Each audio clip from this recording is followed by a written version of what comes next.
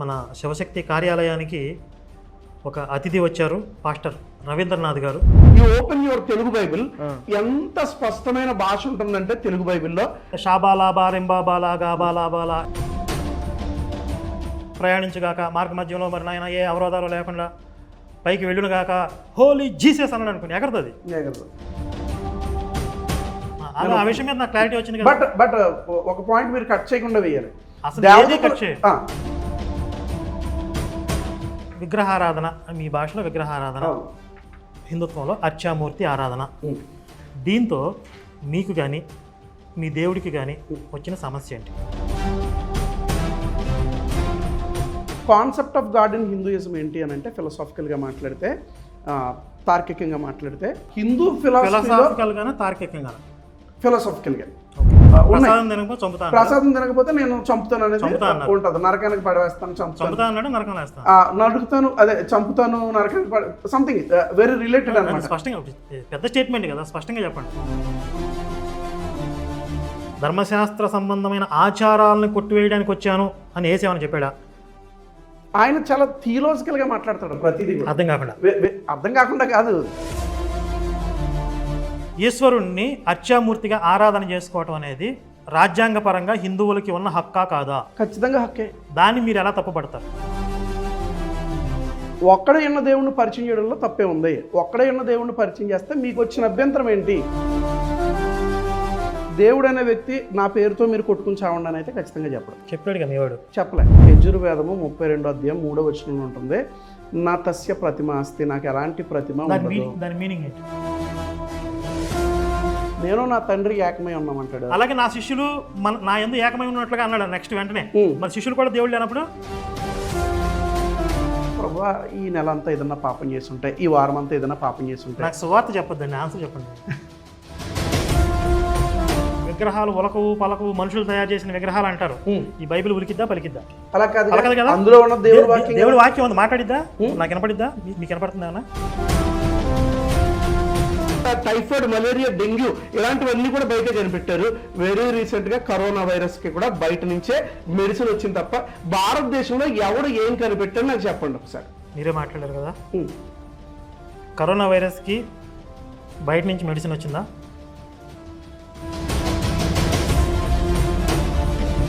హనుమంతుల వారి యొక్క చిత్రాన్ని ఉంచి సంజీవిని పట్టుకొస్తున్నటువంటి పచ్చి అబద్ధం అని నేను అంటాను.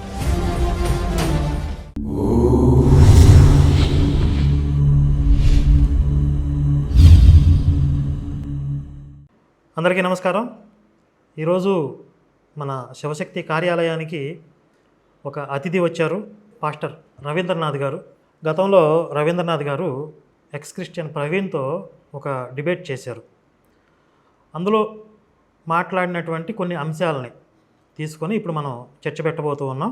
గోపి గారు ఈ చర్చ జరిగితే బాగుంటుంది అని చెప్పి వారు ప్రతిపాదన తీసుకొచ్చారు. పాస్టర్ గారు చేసినటువంటి ఆ డిబేట్ చూసిన తర్వాత నాకు కూడా కొన్ని అభ్యంతరకరంగా, కొన్ని అసమంజసంగా, అవాస్తవాలుగా అనిపించాయి. సరే, ఆ అంశాలని మనం తీసుకుని చర్చకి పెడితే బాగుంటుంది అని అనుకున్నాం. కాబట్టి ఒక పరస్పర అవగాహనతో ఆ డిబేట్లో ఉన్నటువంటి కొన్ని క్లిప్స్, వారు మాట్లాడినటువంటి కొన్ని క్లిప్స్ ప్లే చేస్తాం ఇప్పుడు 1 by 1. వాటి మీద ఒక్కొక్క అంశం వారీగా చర్చ అనేది ఉంటుంది. ఈ యొక్క డిబేట్కి ఆహ్వానించినటువంటి కరుణాకర్ గారికి, అలాగే మీడియేటర్గా ఉన్నటువంటి గోపి సనాతన గారికి, అలాగే ఈ యొక్క కార్యక్రమాన్ని వీక్షిస్తున్న ప్రియులందరికీ కూడా మీ అందరికీ వందనాలు తెలియజేసుకుంటున్నాను. ఈ యొక్క డిబేట్ని ప్రారంభిద్దాం. ముందుగా మీకు మా కార్యాలయానికి స్వాగతం, మొదటిసారిగా వచ్చారు. Thank you. మీ యొక్క రిసీవింగ్ కూడా చాలా చక్కగా మీరు రిసీవ్ చేసుకున్నారు, మీకు ప్రత్యేక వందనాలు. స్పష్టంగా అంటే ఈ చర్చా విధానం ఏమర్థం అవుతుందంటే, మీరు ప్రతిపాదకులు, అంటే మీరు ఆల్రెడీ కొన్ని విషయాలు మాట్లాడడం జరిగింది, కొన్ని స్టేట్మెంట్స్ ఇచ్చారు, మీరు ప్రతిపాదకులు. నేను పృచ్ఛకుణ్ణి అని అనుకోండి, అంటే ప్రశ్నిస్తున్నాను. ప్రశ్నించే క్రమంలో నా వాదన కూడా వినిపించడం జరుగుతుంది. మొదటి అంశం తీసుకుందాం ఒకసారి. కంపేరింగ్ టు సాంస్క్రిట్ పాస్టర్లు ఉపయోగించే లాంగ్వేజ్ అత్యంత ఈజీగా ఉంటుంది. మీరు వినండి జాగ్రత్తగా. సాంస్క్రిట్ మీద నాకు కొంతవరకు పట్టు ఉంది. నేను సాంస్క్రిట్ కొంచెం పట్టించి చదవగలుగుతాను. శ్లోకాలన్నీ కూడా దాదాపుగా కొన్ని బట్టి పట్టగలిగాం.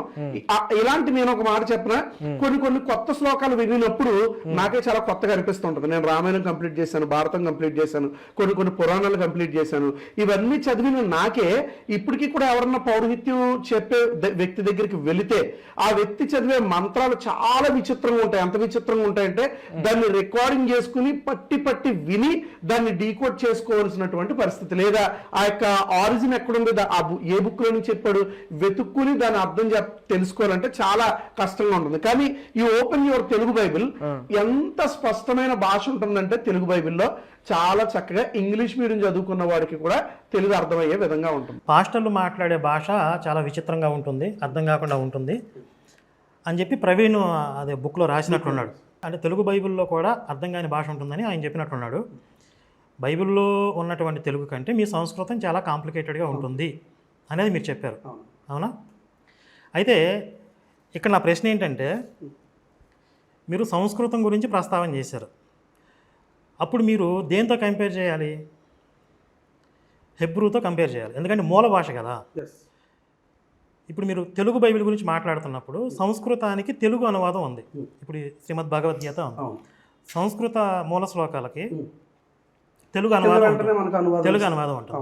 ఇప్పుడు ఈ తెలుగు అనువాదం భగవద్గీతకు ఉన్నటువంటి తెలుగు అనువాదానికి, అలాగే హెబ్రూ బైబిల్కి తెలుగు అనువాదం, ఈ రెండింటినీ కంపేర్ చేయాలి. మీరేం చేశారంటే బైబిల్ తెలుగు అనువాదం సంస్కృతం కంపేర్ చేశారు, అవునా? అది ఎట్లా చేశారు? అంటే ఆయన బుక్లో ఏమని స్పష్టంగా రాశాడంటే, నేను ఇప్పుడు బుక్ తీసుకురాలేదు, పాస్టర్ల వాడే భాష చాలా కష్టంగా ఉంటుంది అన్నప్పుడు నేను ఓన్లీ ఇక్కడ పాస్టర్ల గురించి మాత్రమే ఆయన ఇక్కడ పాస్టర్లను ఉద్దేశించి మాట్లాడాడు కనుక, పాస్టర్లు తెలుగే కదా మాట్లాడతారు, అది అందులో పెద్ద విచిత్రం ఉంది. మన పౌరోహిత్యం చేసే పంతులు గారి దగ్గరికి వెళ్తే ఆయన ఫుల్ సాంస్క్రిట్లోనే మంత్రాలన్నీ చదువుతూ ఉంటాడు. ఆయన మంత్రాలకి ఇది చాలా సింపుల్ అనేది నా ఉద్దేశం. అంటే ఇక్కడ చాలామందికి ఉన్నటువంటి కంప్లైంట్ ఏంటంటే, బైబిల్లో ఉన్న భాష అంత ఈజీగా అర్థం కాదు. చాలామంది మాకు కామెంట్స్ కూడా పెడుతూ ఉంటారు, మేము చదవడానికి ట్రై చేసాం, ఆ భాష మాకు అర్థం కాక వదిలేసామని చెప్పి. అది కాక చిన్న నల్ల అక్షరాలతో కూడా రాశారు. సరే, ఈ సంక్లిష్టంగా ఉంటుంది, చదవడానికి అంత ఈజీగా ఉండదు. సరే, దాన్ని ఉద్దేశించి ఆయన చెప్పాడు. అలాగే ఇప్పుడు మీరు తెలుగే కదా మాట్లాడతారు పాస్టర్లు అంటున్నారు, కానీ కొన్ని కొత్త పదాలు పాస్టర్లు కనిపెట్టారు. అవసరతలు ఇలాంటి కొన్ని పదాలు, విచిత్రమైన పదాలు వాళ్ళు వాడుతూ ఉంటారు. అలాగే షాబాలాబా, రెంబాబాలా, గాబాలాబాలా, ఇలా ఈ భాష మీరు ఎప్పుడైనా వాడారా? 1 minute, దీనికి నేను ఎక్స్ప్లెనేషన్ ఇస్తాను. ఈ భాషకి బైబిల్కి సంబంధం లేదు. అంటే పాస్టర్లు మాట్లాడే భాష అంటే ప్రవీణ్ దృష్టిలో అది అయ్యి ఉండొచ్చు కదా. బైబిల్ మీరు బాగా చదివారు, మీరు చాలా స్పష్టంగా చదివారు.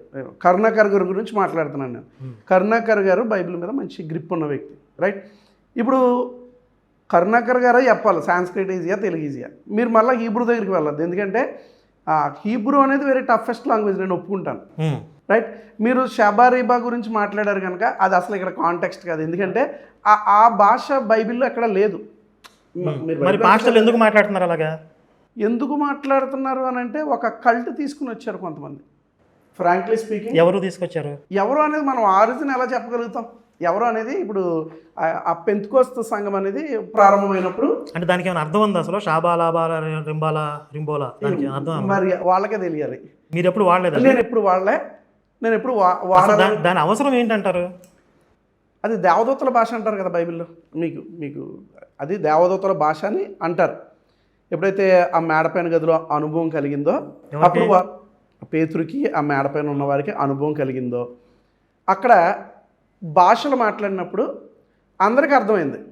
అతను మాట్లాడేది ఏ భాష అయినా రవీంద్రనాథ్కి అర్థమైంది. రవీంద్రనాథ్ మాట్లాడేది విచిత్రమైన భాష అయినా కరుణాకర్ గారికి అర్థమైంది. కరుణాకర్ గారు మాట్లాడే భాష అందరికీ అర్థమైంది. బట్ ఈ భాష మరి నాకైతే ఇప్పుడు అర్థం కాలే. ఈ లాంగ్వేజ్ని వెనకేసుకురావాలని నేను అనుకోవట్లేదు. ఓకే, అంటే ఆ విచిత్రమైన భాషను మీరు సమర్థించట్లేదు. సరే, అదైతే ఒక క్లారిటీ వచ్చేసింది. సరే, ఇక్కడ నేను లేవనెత్తున్న అభ్యంతరం ఏంటంటే, మీరు కంపేర్ చేశారు. చేస్తే మీరు సంస్కృతం, హెబ్రూ మూల భాషలతో కంపేర్ చేయండి, లేదా తెలుగు అనువాదం, బైబిల్ తెలుగు అనువాదం, అలాగే మన పురాణాల్లో ఉన్నట్టు తెలుగు, ఈ రెండు ఇక్కడ ఉన్నట్టు తెలుగు భాషని కంపేర్ చేయండి. అయితే ఇప్పుడు మీరు ఒక ప్రశ్న, ఒక పాయింట్ చెప్పారు ఏంటి, పూజారి గారు పంతులు గారు మాట్లాడే భాష సంస్కృతంలోనే ఉంటుంది, అది అర్థం కాదు. పాస్టర్ గారు అయితే స్వచ్ఛంగా తెలుగులో మాట్లాడే అందరికి అర్థమయ్యిద్ది అని. అయితే ఇక్కడ నేను ప్రేక్షకులకి, మీతో పాటు ప్రేక్షకులకు కూడా నేను చెప్పదలుచుకున్న విషయం ఏంటంటే, ఇప్పుడు మనం డాక్టర్ గారి దగ్గరికి వెళ్ళాం అనుకోండి, డాక్టర్ గారు ఏదో మెడిసిన్ ఇస్తారు. మీరేంటంటే నాకు అర్థం కాని మెడిసిన్ ఇస్తున్నారు, నాకు ఆ మెడిసిన్ నాకు అర్థం కావట్లేదు కాబట్టి నాకు అర్థమయ్యే మెడిసిన్ ఇవ్వండి అంటే కుదరదు. అంటే ఆయన ఏ ప్రయోజనం కోసం ఒక మెడిసిన్ ఇస్తున్నారో మనకు అర్థం కాకపోయినా ఆ మెడిసినే ఇస్తారు. ఇంకా మీకు ఇంకొక ఉదాహరణ కూడా చెప్తాను. ఇప్పుడు శ్రీహరికోటలో ఒక రాకెట్ ఎగరాలి.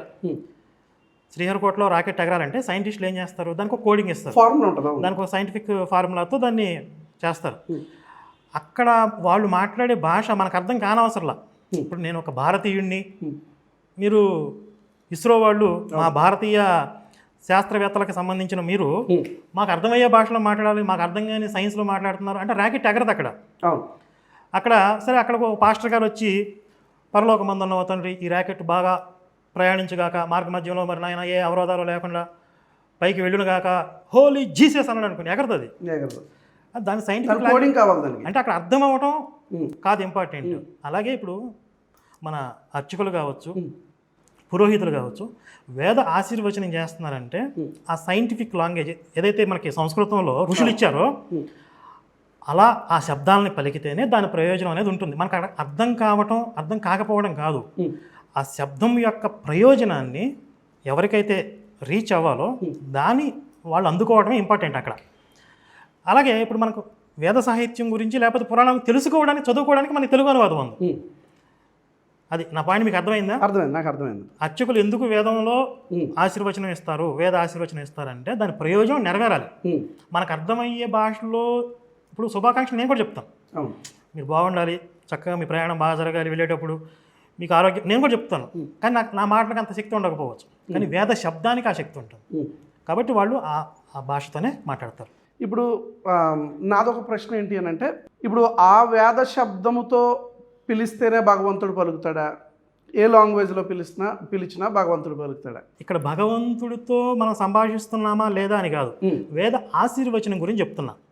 వేద భగవంతుడితో మనం ఏ భాషలో అయినా సంభాషించవచ్చు, మన బాధ చెప్పుకోవచ్చు, మన కష్టం చెప్పుకోవచ్చు, మన ఆనందాన్ని చెప్పుకోవచ్చు. కానీ అక్కడ అర్చకులు భక్తులకి ఆశీర్వచనం ఇవ్వడానికి దానికి ఒక శాస్త్రం, ఒక విధిని అక్కడ నియమించింది. ఆ విధి ప్రకారం వాళ్ళు ఆశీర్వచనం చేస్తారు. సో ఇప్పుడు ఇస్రో కోడింగ్ గురించి వచ్చినప్పుడు బ్రదర్, ఇది ఏంటంటే ఇస్రో కోడింగ్ అనేది అది రాకెట్కి సంబంధించింది, అది ఒక దేశానికి సంబంధించింది. ఇది సాంస్క్రిట్ అనేది ఒక భక్తికి సంబంధించింది. నేనేమంటాను అని అంటే కనుక, ఈ యొక్క సాంస్క్రిట్ అనేది ఏ లాంగ్వేజ్ అన్నా సరే ఇండో ఆరియన్ లాంగ్వేజ్. సాంస్క్రిట్ అనేది ఇండో ఆరియన్ లాంగ్వేజ్. మనం నిజంగా హిస్టరీ చూస్తే దాన్ని మీరు డెనై చేయొచ్చు, దట్ డజంట్ మ్యాటర్. వాస్తవానికి మనం గమనిస్తే Indo Aryan language. Indo Aryan అంటే తెలుసు కదా, ఇండియన్స్ ప్లస్ ఆరియన్స్, అక్కడి నుంచి వచ్చి ఆర్య ద్రవిడ సిద్ధాంతం తప్పు, అవసరం దీని మీద చర్చ పెడదాం. ఓకే, నన్ను ఈ పాయింట్ చెప్పేసి ఈ ఇండో ఆరియన్ లాంగ్వేజ్ సాంస్క్రిట్. ఈ సాంస్క్రిట్ మరలా తిరిగి ఎక్కడికి వెళ్తుంది, నేను ఎందుకే పాయింట్కి వస్తున్నాను, హీబ్రూలోకి వస్తుంది మళ్ళీ.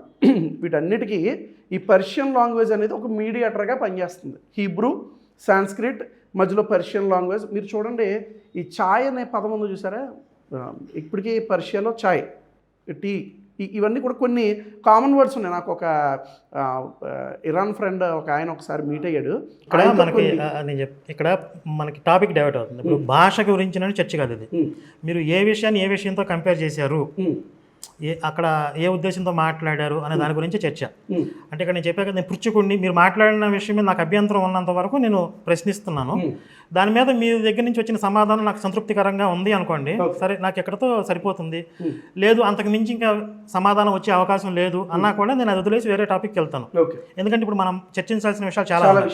ఇప్పుడు భాషా పరిజ్ఞానం గురించి, అసలు ఏ భాషకి ఏది మూలం అనేది వేరే టాపిక్ అది. కాబట్టి కొంచెం ఫాస్ట్గా కొన్ని టాపిక్స్ కవర్ చేద్దాం. సరే, ఇప్పుడు మీరు అన్నట్లుగా సాంస్క్రిట్లో దీవిస్తేనే భక్తుడికి దీవెన వస్తుంది, సాంస్క్రిట్లో మాట్లాడితేనే దేవుడికి అర్థమవుతుందని నేనైతే అనుకోవట్లేదు. మీరు నమ్మక్కర్లేదు, ఇది హిందూ విశ్వాసం. రైట్. అట్లాగే మీరు కొబ్బరి నూనె రాస్తే రోగాలు తగ్గుతాయని మీ విశ్వాసం. కాబట్టి మీరు నమ్ముతారా లేదా అనేది కాదు, ఇక్కడ శాస్త్రం ఏం చెప్తుంది, మా హిందుత్వం ఏం చెప్తుంది అనేది నేను చెప్తున్నా. ఇక్కడ శాస్త్రం అయితే ఖచ్చితంగా సాంస్క్రిట్లోనే మంత్రాల ఉచ్చారణ అనేది వేదాల ప్రకారం, వేదాలు అనేది ఇంక వేరే అదర్ లాంగ్వేజ్లో అవైలబిలిటీ కూడా లేదు. ఆరిజిన్కి వెళ్తే ఎట్ ఏ టైం ఇంగ్లీష్లో ఒకడు ఈ సాంస్క్రిట్లో హీబ్రూలో అలా ఏం రాయలే. వేదాలు అనేది పక్కాగా సాంస్క్రిట్లో లిఖించబడ్డాయి. మనం చదవగలుగుతున్నాం అంటే ఏదో తాత్పర్యం దేవ ఇచ్చారు భాష కదా. అది అసలు మనకు పురాణాలు దేవతల రాయబడింది, భాషగా వర్ణించబడుతుంది. పురాణాలు రాయబడింది కూడా సంస్కృతం. దేనికైనా అనువాదాలు ఉంటాయి అంతే. Right. సంస్కృతంలో ఉన్నటువంటి మూలానికి అనువాదాలు ఏ భాషలో ఉండవచ్చు. మీరు అన్న పాయింట్కి నేను ఖచ్చితంగా ఏకీపిస్తాను, అందులో నో డౌట్. ఎందుకంటే ఆ దేవతల భాష అనేది సాంస్క్రిట్ అని మనకు అందరికీ తెలుసు. బట్ వెన్ కమింగ్ టు దేవదూతల భాష, ఇది క్రిస్టియానిటీకి వస్తాయి. అది నేను డెనే చేస్తున్నానని నేను ఒప్పేసుకున్నాను. అదే ఆ విషయం మీద నాకు క్లారిటీ వచ్చింది కదా. బట్ ఒక పాయింట్ మీరు కట్ చేయకుండా వేయాలి. అసలు ఏది కట్ చేయ దేవదూతల భాష ఉంది బైబిల్లో, నేను ఒప్పుకుంటాను. కానీ ఈరోజు మీరు పలికిన ఏవో శబ్దాలు ఉన్నాయి కదా, అది నేను అనుకోవట్లే. అది నేను ఖచ్చితంగా యాజ్ పర్ మై నాలెడ్జ్ అది నేను అనుకోవట్లే. అండ్ ఈ సాంస్క్రిట్ విషయంలో నాకున్న అభ్యంతరం ఏంటి అని అంటే కనుక, దేవుడు అందరితో మాట్లాడితే బాగుంటుంది కదా, పూజారులతో ఎందుకు మాట్లాడుతున్నాడు, పౌరహిత్యం చేసే వాళ్ళతో ఎందుకు మాట్లాడుతున్నాడు? ఇప్పుడు మన దగ్గర బైబిల్ ఉందో చక్కగా, మీరు ఈజీగా చదువుతున్నారు, నేను ఈజీగా చదువుతున్నాను, అదిగోండి మన కెమెరామ్యాన్ పిలిచిన ఆయన ఈజీగా చదువుతాడు. ఎందుకు దేవుడు అందుబాటులోకి లేడనేది ఇక్కడ క్వశ్చన్, నా క్వశ్చన్, నా పాయింట్ ఆఫ్ వ్యూ. మీరు ఆ ప్రశ్న అడిగితే ఇక్కడ ఇంకో ప్రశ్న ఏమొస్తుందంటే, మీ దేవుడు ఓన్లీ హెబ్రూ భాషలో ఎందుకు మాట్లాడాడు అని వస్తుంది. ఇప్పుడు హెబ్రూలో ఆయన మాట్లాడాడు కదా ఇశ్రాయేలీలతో, హెబ్రూలో మాట్లాడా? అవును, ఆయన యూదులతో మాట్లాడాడు. అదే అరామిక్లో మాట్లాడాడు కదా యేసుక్రీస్తు. అయితే సరే, అరామిక్లో హెబ్రూ ఈ రెండు భాషలు వచ్చాయి. గ్రీక్ ప్లస్ ఆయన తెలుగులో కూడా మాట్లాడితే బాగుంటుంది కదా నాతో కూడా. అంటే ఆయన ఆ పర్టికులర్ మూమెంట్లో ఆయన అక్కడ జన్మించాడు కనుక వారికి ఒక సందేశాన్ని ఇచ్చి ఇది ప్రపంచానికి అందించండి. అలాగే సంస్కృతం అనేది దేవ భాష, ఆది నుంచి అన్ని భాషలకి తల్లి వంటిది సంస్కృతం అంటారు. అక్కడి నుంచి అన్ని భాషలు డెవలప్ అయ్యాయి అనేది ఒక చరిత్ర. కాబట్టి ఆయన సంస్కృతంలో మాట్లాడినా, అంటే దేవభాష సంస్కృతం అయినప్పటికీ దానికి అనువాదాలు ఇవాళ అందరికీ అందుబాటులో ఉన్నాయి. అలా అని చెప్పి ఎవరన్నా వాళ్ళు మాట్లాడే భాషను నేను యాక్సెప్ట్ చేయను అని చెప్పి ఇక్కడ ఈశ్వరుడు ఎక్కడా చెప్పలేదు. అసలు ఏమీ మాట్లాడకపోయినా మనసుతో మనం మెడిటేషన్, యోగా దేవుడితో మాట్లాడేది కాదండి. మనం భక్తితో ఒక అర్చామూర్తి ముందు కూర్చొని మనసులో ఉన్నటువంటి భావాలని కూడా ఆయనకు చెప్పుకోవచ్చు. కాబట్టి ఇక్కడ భాష అనేది ప్రధానం కాదు, మనసులో భావనే ముఖ్యం. సో ఇక్కడతో ఈ టాపిక్ అయిపోయింది. రెండో టాపిక్ వెళ్దాం. బహుశా ఇది చాలా ఇంపార్టెంట్ టాపిక్ అనుకుంటున్నాను నేను. ప్రధానంగా ఈ పాస్టర్లు కానీ క్రైస్తవులు కానీ హిందుత్వాన్ని టార్గెట్ చేసే అంశం, విమర్శించే హేళన చేసే అంశం, అది మీరు కూడా అదే మాట్లాడారు. అది కాబట్టి అది చాలా ఇంపార్టెంట్ టాపిక్ అనుకుంటున్నాను. ఇక్కడ మీరు చూసినట్లయితే విగ్రహారాధన చెయ్యవద్దు అని క్రైస్తవులు మనల్ని చెప్తారు. మీ హిందూ విగ్రహాలని పటాలని బయట పారవేయండి అని క్రైస్తవులు క్లెయిమ్ చేస్తారు. మన ఇంటికి వచ్చి వారు ఆ రీతిగా చెప్తారు. మీకు ఇందులో వచ్చిన సమస్య ఏంటి? విగ్రహారాధన చేసే వాళ్ళు పరలోకం పోవచ్చు. ఓవరాల్గా విగ్రహారాధనకు సంబంధించి మీరేం చెప్తున్నారు? అక్కడ ప్రవీణ్ ఒక అభ్యంతరం చెప్పాడు. క్రైస్తవులు వచ్చి విగ్రహారాధన చేయకూడదు అని చెప్పి హిందువులకు చెప్తారు, మీ ఫోటోలు తీసి పడవేయండి అని చెప్తారు అని అతను అదే ఒక అభ్యంతరకర అంశంగా బుక్లో రాశాడు. దానికి మీరేమో అలా చెప్తే మీకు వచ్చే నష్టం ఏంటి అని అడిగారు. యాక్చువల్గా ఒక చిన్న కరెక్షన్, ఏదైనా ఒకటి మాట్లాడేటప్పుడు కొంచెం డిబేట్, ఇప్పుడు మనం మాట్లాడుకునే చర్చ వెరీ ఫ్రెండ్లీ చర్చగా జరుగుతుంది. ఆ రోజు చాలా హాట్ టాపిక్గా జరిగినప్పుడు ఏంటంటే కొన్ని మాటలు వస్తూ ఉంటాయి గబుక్కుని, అవి యాజ్ ఏ హ్యూమన్ బీయింగ్గా కొన్ని వస్తూ ఉంటాయి. తప్పేంటి అనేది నా ఉద్దేశం కాదు. ఖచ్చితంగా ఒక వ్యక్తికి యేసుక్రీస్తుని పరిచయం చేయడంలో తప్పులేదు బ్రదర్. ఇప్పుడు మీకు కూడా నేను సువార్త చేయొచ్చు, తప్పేం లేదు. కానీ కరుణాకర్ గారు అర్జెంటుగా బొట్టు చేరిపోయండి, ఫోటోలు తీసి పాడండి అనేది అది అంత ఏకీభవించను. నేను కూడా అలా చెప్పాల్సిన అవసరం లేదని నేను మా చర్చిలో కూడా చాలాసార్లు చెబుతూ ఉంటాను. ఒకవేళ ఆ వ్యక్తికి పర్సనల్ కన్విక్షన్ లోపల అనేది అతను మారితే ఆటోమేటిక్గా అతను బొట్టు జరుపుకుంటాడా లేకపోతే ఆమె ఫోటోలు తీసేస్తుందా, ఇవన్నీ దట్ ఈస్ సెకండరీ.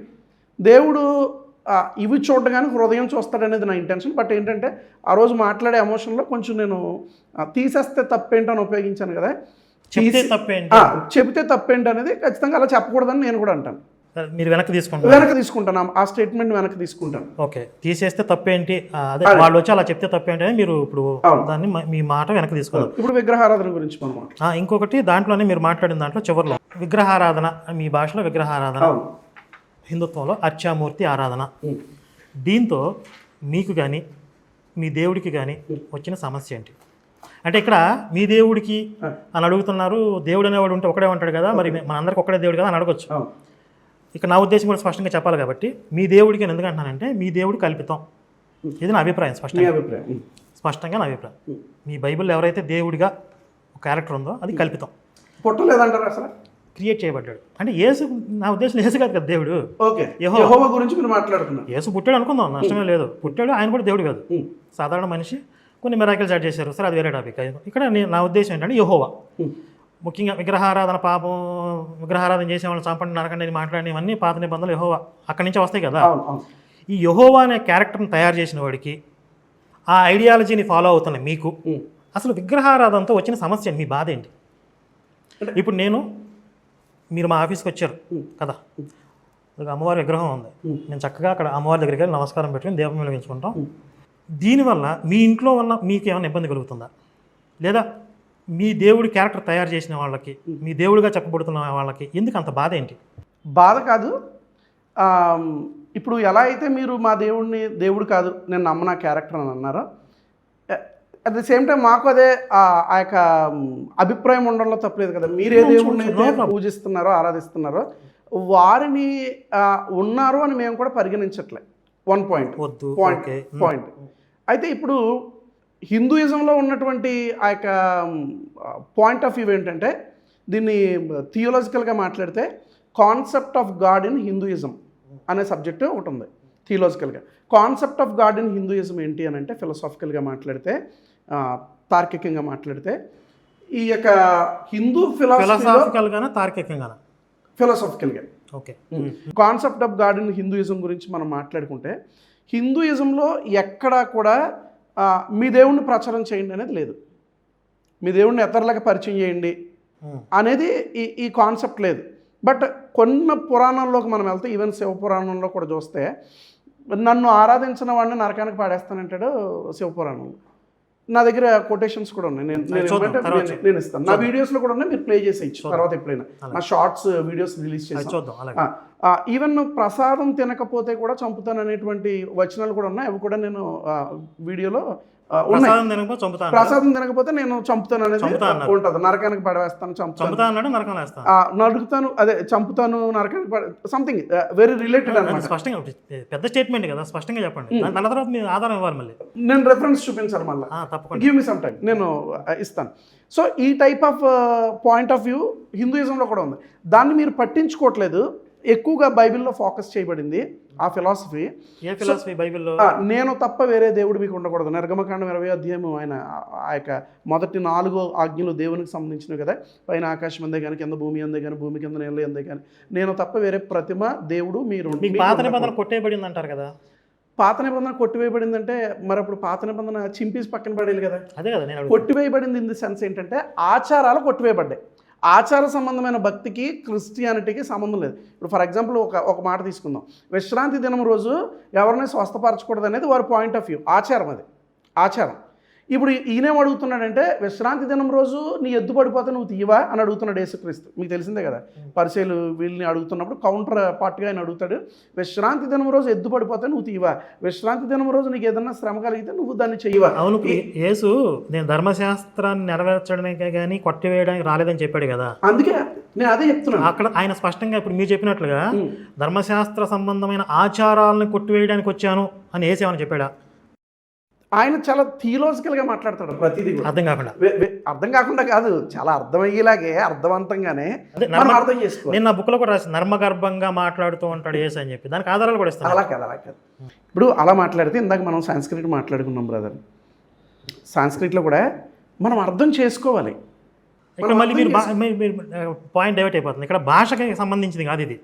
ఇప్పుడు సంస్కృతం అర్థమయ్యే వాళ్ళతో సంస్కృతం మాట్లాడితే ప్రాబ్లం లేదు. సరే, ఒక పాయింట్ మనం కోట్ చేద్దాం. ఇప్పుడు శివుడు ఆయన వినాయకుడి గారు తల ఎందుకు నరికాడు? మీరు చాలాసార్లు అంటూ ఉంటారు, యెహోవా సైకో అంటే మీరు అంటూ ఉంటారు. అది సైకిక్ క్యారెక్టర్ కాదా అని అనుకుని మనం ఆలోచన చేసినప్పుడు, when coming to theological point ఏంటి అని అంటే, ఏనుగు తల ఉన్న వ్యక్తే ఆ రాక్షసుని సంహరించగలడు. స్పీకింగ్ థియలాజికల్, దాని బ్యాక్గ్రౌండ్కి వెళ్తే ఏనుగు తల ఉన్నటువంటి వ్యక్తే రావాలి ఆ రాక్షసుని చంపడానికి. సో శివుడు ఏం చేస్తాడంటే, ఇతను తల తీసి ఏనుగు తల పెడతాడు, తద్వారా ఆ యొక్క రాక్షసుడిని వినాయకుడు సంహరిస్తాడనేది ఇది background story, theological story. Same ఏంటంటే, మనకి ఆ పైపైన చూసినప్పుడు ఎప్పుడు కూడా బిబ్లికల్ బ్యాక్గ్రౌండ్ కానీ థియాలజీ కానీ మనకు అర్థం కాదు. సరే, నాకు అంటే మన టాపిక్ ఎక్కడ స్టార్ట్ అయింది నేను మళ్ళీ గుర్తు చేస్తాను మీకు. ఇప్పుడు మీరు ఎక్కడెక్కడికో వెళ్ళిపోతున్నారు. ఉమ్. అర్చామూర్తి ఆరాధనతో మీకు వచ్చిన సమస్య ఏంటి? సూటిగా సమాధానం చెప్పండి.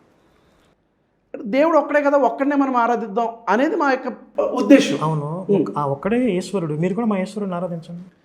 అలా లేదు కదా. ఇప్పుడు దేవునికి మీరు అన్నట్లుగా ఈశ్వరుడు బైబిల్లో ఉన్న దేవుడు ఒకడైతే ఖచ్చితంగా ఆరాధిద్దాం. ఒక్కరు కాదు కదా. ఇప్పుడు ఇప్పుడు మీరు చెప్పింది రెండు చెప్తున్నారు. దేవుడు ఒక్కడే కదా ఒక్కడే అన్నదానికి నేను అడిగిన ప్రశ్నకి సంబంధం లేదు. ఆ ఒక్కడే ఈశ్వరుడిని మేము అర్చామూర్తిగా పెట్టుకుని ఆరాధన చేస్తున్నాం. ఆ ఒక్క ఈశ్వరుడికి ఉన్న క్యారెక్టర్ ఏంటి అనేది ముఖ్యం కదా బ్రదర్. ఇప్పుడు యెహోవాకు ఉన్న క్యారెక్టర్ వేరు. అంటే ఇప్పుడు మీరు సరే ఎవరి క్యారెక్టర్ ఏంటి అనేది చూద్దాం తర్వాత. ఇప్పుడు మేము అర్చామూర్తిగా దేవుడిని ఆరాధన చేసుకుంటే మీకు వచ్చిన సమస్య ఏంటి? ఇప్పుడు మీ దేవుడు నిజంగా నేను చెప్తున్నా కదా, మీరు యేసుని ఆరాధించొద్దు అని నేను మీ దగ్గరికి వచ్చి చెప్పాను అనుకోండి. ఇప్పుడు భారత రాజ్యాంగం గురించి మాట్లాడుతూ ఉంటారు కదా మీరు. మత స్వేచ్ఛ ఇచ్చింది 25 ఆర్టికల్. మత స్వేచ్ఛ ఇచ్చింది భారత రాజ్యాంగం. మా మతాన్ని మమ్మల్ని అనుసరించుకొనివ్వరా? ఇప్పుడు ఈ మధ్య పెద్ద వివాదం అయింది. ఎస్సీ కమ్యూనిటీ నుండి ఎవరైనా మత మార్పిడి అయితే వాళ్ళకి ఎస్సీ హోదా ఉండదు అని. దాని మీద చాలా మంది పాస్టర్లు మత స్వేచ్ఛ లేకపోవడం ఏంటి, ఎవడి విశ్వాసం వాడిది, మీరు ఎట్లా వేలు పెడతారు? అంతే కదా. అది మత స్వేచ్ఛ కాదు, అసలు మత స్వేచ్ఛను హరించడం కాదు.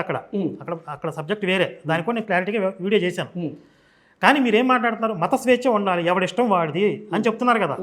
అంటే మీకు ఎక్కడన్నా చిన్న ఇబ్బంది కలిగితే మీరు మత స్వేచ్ఛ, లౌకికవాదము, హక్కులు అని అంటారు. ఈశ్వరుణ్ణి అర్చామూర్తిగా ఆరాధన చేసుకోవటం అనేది రాజ్యాంగపరంగా హిందువులకి ఉన్న హక్కా కాదా? ఖచ్చితంగా హక్కే. దాన్ని మీరు ఎలా తప్పుపడతారు? దానిని తప్పుపడితే ఆ తప్పు పట్టే వ్యక్తి ఖచ్చితంగా అతను తప్పు చేస్తున్నట్టే కాన్స్టిట్యూషన్ ప్రకారం. బట్ ఏంటి అని అంటే ఒక్కడే ఉన్న దేవుణ్ణి పరిచయం చేయడంలో తప్పే ఉంది. ఒక్కడే ఉన్న దేవుణ్ణి పరిచయం చేస్తే మీకు వచ్చిన అభ్యంతరం ఏంటి? ఒక్కడే ఉన్న దేవుడిని పరిచయం చేద్దాం. ఇప్పుడు మా దేవుడే ఇప్పుడు సాంస్క్రిట్ మూలాల్లోకి మనం వెళ్ళిపోదాం. మళ్ళీ లాంగ్వేజ్ గురించి మాట్లాడట్లేదు. ఇప్పుడు కాదు, ఇక్కడ నా ప్రశ్నకి సమాధానం కావాలి. ఇక్కడ మీకు ఇప్పుడు మేము అర్చామూర్తిగా ఆరాధన చేసుకుని మీకేం ప్రాబ్లం లేదు, మీకేం సమస్య లేదు. ఒక్కడే ఉన్న దేవుణ్ణి ఆరాధిస్తే సమస్య లేదు. అది ఆచారబద్ధంగా ఒక్కడని ఎవరు రుజువు చేశారు? ఆధ్యాత్మికంగా ఉన్నారు. ఆయన ఎవరు అనేది మీరు రుజువు చేశారా? బైబిల్ రుజువు చేస్తుంది కదా. ఆయన క్యారెక్టర్ ఏంటి, ఆయన ఎలా ఉంటాడు, బైబిల్ రుజువు చేస్తుంది. ఇప్పుడు మీరు అన్నట్టు బైబిల్లో మీరు అన్నట్లుగా అర్చికామూర్తి అంటే మీరు ఎవరి గురించి ఎవరిని ఉద్దేశించి మాట్లాడుతున్నారు? ఇప్పుడు చెప్పే కదా, ఇప్పుడు అమ్మవారు ఉన్నారు, పరమశివుడు ఉన్నాడు, విష్ణుమూర్తి ఉన్నాడు. మాకు ఒకే పరబ్రహ్మం అనేక రూపాలుగా వ్యక్తమైంది, అనేక అవతారాలు వచ్చాయి. ఆ వచ్చిన అవతారాలు విప్ర బహుదా వదంతు, సరే అది కూడా తీసుకోవచ్చు. కాబట్టి ఆ పరబ్రహ్మాన్ని, ఆ అవతార మూర్తుల్ని మేము ఆరాధన చేసుకుంటున్నాం. దాంతో మీకు వచ్చిన సమస్య ఏంటి? ఇది నా స్ట్రైట్ ప్రశ్న. ఇక్కడ ఏంటంటే బ్రదర్, మోనోథియిజం పాలిథియిజం ఖచ్చితంగా ఎప్పుడూ కలవదు. ఏకదేవుని ఆరాధన, బహుదేవత ఆరాధన. మోనోథియిజం ఏకదేవుడి ఆరాధన, పాలిథియిజం బహుదేవుని ఆరాధన. ఈ రెండు ఎప్పటికీ కూడా కలవవు. ఎందుకనంటే కనుక మీరు ఒక్కడై ఉన్న దేవుణ్ణి ఆత్మగా ఆరాధిస్తే కనుక అసలు ఎలాంటి సమస్య లేదు. అది మీరు ఎలా చెప్తారు ఆయన ఎలా ఆరాధించాలో? అలా కాదు. ఇప్పుడు మీరేమైనా శాస్త్రం, మీరేమైనా ఋషియా? కాదు కదా. ఇప్పుడు మేము ఎలా ఆరాధించాలో మీరు ఎలా చెప్తారు? ఇప్పుడు మీరు యేసుని శవం లేకపోతే వేలాడుతున్నటువంటి ఒక శరీర భాగంతో పెట్టి అది తప్పు, అసలు చేయకూడదు, పాపం అని మేము చర్చలోకి వచ్చి చెప్తున్నామా? చెప్పట్లేదు కదా. ఇప్పుడు మీ విశ్వాసం మీకు డెవలప్ అయ్యింది, మీ విశ్వాసాన్ని మీరు ఆరాధించుకుంటున్నారు. మీరు బైబిల్లో ప్రతిపాదించినటువంటి ఆ వ్యక్తి అక్కడ చెప్పబడిన వాడు దేవుడు అంటున్నారు. సరే, మీ విశ్వాసం మీరు పెట్టుకోండి, మీరు ఆరాధన చేసుకోండి, మేము ఎవరు తప్పు పట్టట్లేదు. అది కానీ మీ క్రైస్తవులకి ఎందుకు ఇంత ఉన్మాదం? ఎందుకు ఉన్మాదం కాదు. ఇప్పుడు ఆ దేవుడినే పరిచయం చేస్తున్నాం అనేది మా దేవుడిని మేము పరిచయం చేస్తాం. ఇప్పుడు ఏమైంది? ఇప్పుడు మీ దేవుడిని పరిచయం చేస్తామని చెప్పి మమ్మల్ని వచ్చి గెలుగుతున్నారు. అసలు అదేం కాదు, మీదంతా మటాష్ అని చెప్పి మా దేవుడిని మేము పరిచయం చేస్తే మేము వచ్చి మిమ్మల్ని గెలుగుతాం. కొట్టుకు చావడమే కదా. కొట్టుకు చావడం కాదు. ఇప్పుడు ఎప్పుడు కూడా ఈ సోక్రటీస్, ఈ ప్లాటోన్ గురించి ఇప్పుడు మనకలాగా అందరూ సామరస్యంగా కూర్చొని మాట్లాడుకోరు. ఇప్పుడు ఆ సందేశం కూడా చిన్నది ఇచ్చేద్దామా మనం? ఇప్పుడు చాలామంది ఏమంటారంటే కరుణాకర్ ఆఫీస్కి వెళ్తున్నామంటే కరుణాకర్ని కొట్టాల్సిన పని ఏంటి నాకు అర్థం కాలేదు. ఇక్కడ రవీంద్రనాథ్ మీ ఆఫీస్కి వస్తున్నాడంటే నువ్వు రవీంద్రనాథ్ని కొట్టు. ఇక్కడ కాదు, వాటికి ఎలాంటి వాల్యూ, అది ఒకళ్ళిద్దరు అట్లా మాట్లాడతారు కానీ ఎక్కువ మంది ఇప్పుడు మనం మాట్లాడుతుంటే కూర్చుని చక్కగా శ్రద్ధగా ఎవరేం మాట్లాడుతున్నారు అని వినేవాళ్ళే తీసుకునేవాళ్ళు. అనాగరికులు కొంతమంది ఉండొచ్చు, వాళ్ళని పక్కన పెట్టండి.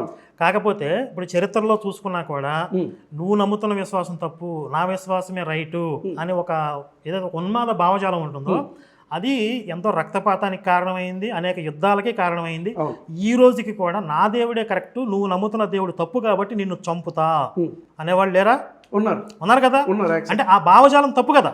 ఆ భావజాలం తప్పే. ఇప్పుడు ఆ భావజాలం రాసేవాడు ఎవడైనా ఇది మత కలహాలకి దారితీస్తుంది, ఒకళ్ళనొకళ్ళు చంపుకోవడానికి కారణమైంది, మానవ జాతిని ప్రశాంతంగా ఉండనివ్వదు. కాబట్టి ఇలాంటి ఉన్మాదం మనం ఈ పైత్యం మనం రాయకూడదు. ఇప్పుడు మనకి భగవద్గీతలో చెప్తున్నాడు కదా, యో యదా మాం ప్రపద్యంతే తాంస్తతైవ భజామ్యహం అని చెప్పి మనకి భగవద్గీతలో శ్లోకం. ఎవరెవరు ఏ విధంగా నన్ను ఆరాధన చేస్తారో వారిని ఆయా విధాలుగా నేను అనుగ్రహిస్తాను. దీని ద్వారా ఎవరికి వచ్చే నష్టమేమీ లేదు కదా. ఇక్కడ మన అంటే సమాజంలో శాంతిని సామరస్యతని పెంపొందించే విధంగా ఉండాలి కదా మతం అంటే. ఖచ్చితంగా అందరి ఆలోచన విధానం ఒక రకంగా ఉండదు. దేవుడు అనే వ్యక్తి, నేను ఒక వెరీ స్ట్రైట్ పాయింట్ ఇస్తున్నాను బ్రదర్. ఏంటంటే దేవుడు అనే వ్యక్తి నా పేరుతో మీరు కొట్టుకుని చావండి అని అయితే ఖచ్చితంగా చెప్పాడు కదా మీవాడు. చెప్పలే ఆ దేవతా విగ్రహాలన్నింటినీ ధ్వంసం చేయండి, వాటి పేరు నామరూపాలు లేకుండా చేయండి చెప్పాడు కదా. వాళ్ళని చంపండి అని కూడా చెప్పాడు. రైట్. ఎవరు వాళ్ళు అనేది చాలా ప్రాముఖ్యమైన పాయింట్. ఎవరు వాళ్ళు అనేది చాలా ప్రాముఖ్యమైన పాయింట్. వారు ఎవరు అని అంటే కనుక అమ్మున్ అనేటువంటి దేవుణ్ణి వారు పూజించేవారు. ఆ దేవుడు ఇలా ఉంటాడు, ఇలా చేతులు పట్టుకుని ఉంటాడు, ఇలా చేతులు చాచి ఇలా ఉంటాడు. అతని యొక్క ఉద్దేశం ఏంటంటే నాకు బలి కావాలి, ఏం బలి కావాలో కోడినో మేకను అడిగితే నో ప్రాబ్లం, హ్యాపీగా ఇచ్చేయచ్చు. ఆయన మనుషుల బలి కోరుకుంటాడు. ఎవరు మనుషుల బలి అంటే నీకు పుట్టిన నీ ప్రథమమైన ఫలాన్ని నాకు బహుమానంగా ఇచ్చేయి. అది మీ దేవుడు కూడా అడిగాడు కదా, ప్రథమ ఫలం నాకు ఇవ్వాలని చెప్పి. ప్రథమ ఫలం అంటే మనుషుల్లోనైనా గొర్రెల్లో అయినా ప్రథమ ఫలం నా సొత్తు అని చెప్పాడు. మనుషుల్ని బలిమ్మని దేవుడు అన్నాడు, ఎప్పుడు కోరుకోలే. మీరు ఏదో దేవత పేరు చెప్పారు కదా, ఒకసారి ద్వితీయోపదేశకాండం 17వ అధ్యాయంలో 2వ వచనం, నీ దేవుడైన యెహోవా నిబంధనలు మీరు ఆయన దృష్టికి చెడ్డదానం చేయొచ్చు, నేను ఇచ్చిన ఆజ్ఞను విరోధంగా అన్య దేవతలకు అనగా సూర్యునికైనను చంద్రునికైనా ఆకాశ నక్షత్రం దేనికైనా నమస్కరించి మొక్కు పురుషుడే కానీ స్త్రీయే కానీ నీ దేవుడిని యెహోవా నీకు ఇస్తున్న గ్రామంలో దేని ఎందని నీ మధ్య కనబడినప్పుడు అది నీకు తెలబడిన తర్వాత నీవు బాగా విచారణ చేయాలి. నిజమైన ఎడల అనగా అట్టి హే క్రియ ఇశ్రాయేల్లో జరిగే ఉంటే వాస్తవమైన ఎడల ఆ చెడ్డ కార్యం చేసిన పురుషుని కానీ స్త్రీని కానీ గ్రామం వెలుపల్లోకి తీసుకుని పోయి రాళ్లతో చావగొట్టవాలి. ఇక్కడ మీరు చెప్తున్న దేవత కాదు. ఇప్పుడు సూర్యుడికో చంద్రుడికో నమస్కారం చేస్తే కూడా రాళ్లతో చావగొట్టని అన్నాడు. సూర్యునికి చంద్రునికి ఎవరికి ఆరాధన చేసినా ఈ ఎండ్ ఆఫ్ ది డే వారి యొక్క మెయిన్ ఎజెండా ఏంటి అని అంటే కనుక చైల్డ్ సాక్రిఫైస్ అనేది ఆ రోజుల్లో జరిగేది బ్రదర్. ఎక్కడ ఉంది చెప్పండి. అంటే ఇప్పుడు మనం ఏది సొంతంగా మాట్లాడదు. రైట్. ఒక్క నిమిషం, నేను దానికి ఉన్న థియాలజీ నేను చెప్పేస్తాను, మీరు నమ్మండి నమ్మకం. థియాలజీ అంటే బైబిల్లో కానీ మన గ్రంథాల్లో కానీ ఉండదు, మీకు తోచింది చెప్తారు. అలా ఎలా కుదురుతుంది? థియాలజీ అంటే నా ఇష్టం వచ్చినట్టు చెప్తే ఇప్పుడు ఏది చెప్పినా నేను ఆధారం చూపించాలంటున్నా. ఇప్పుడు అలా కాదు బ్రదర్, పాస్టర్లు చూస్తారు కదా, నేను థియాలజీ అని చెప్పి నా నోటికి వచ్చింది చెప్తే ఊరుకుంటారు. మీరు వాళ్ళు చూస్తారు, పక్కన అన్ని చూస్తారు.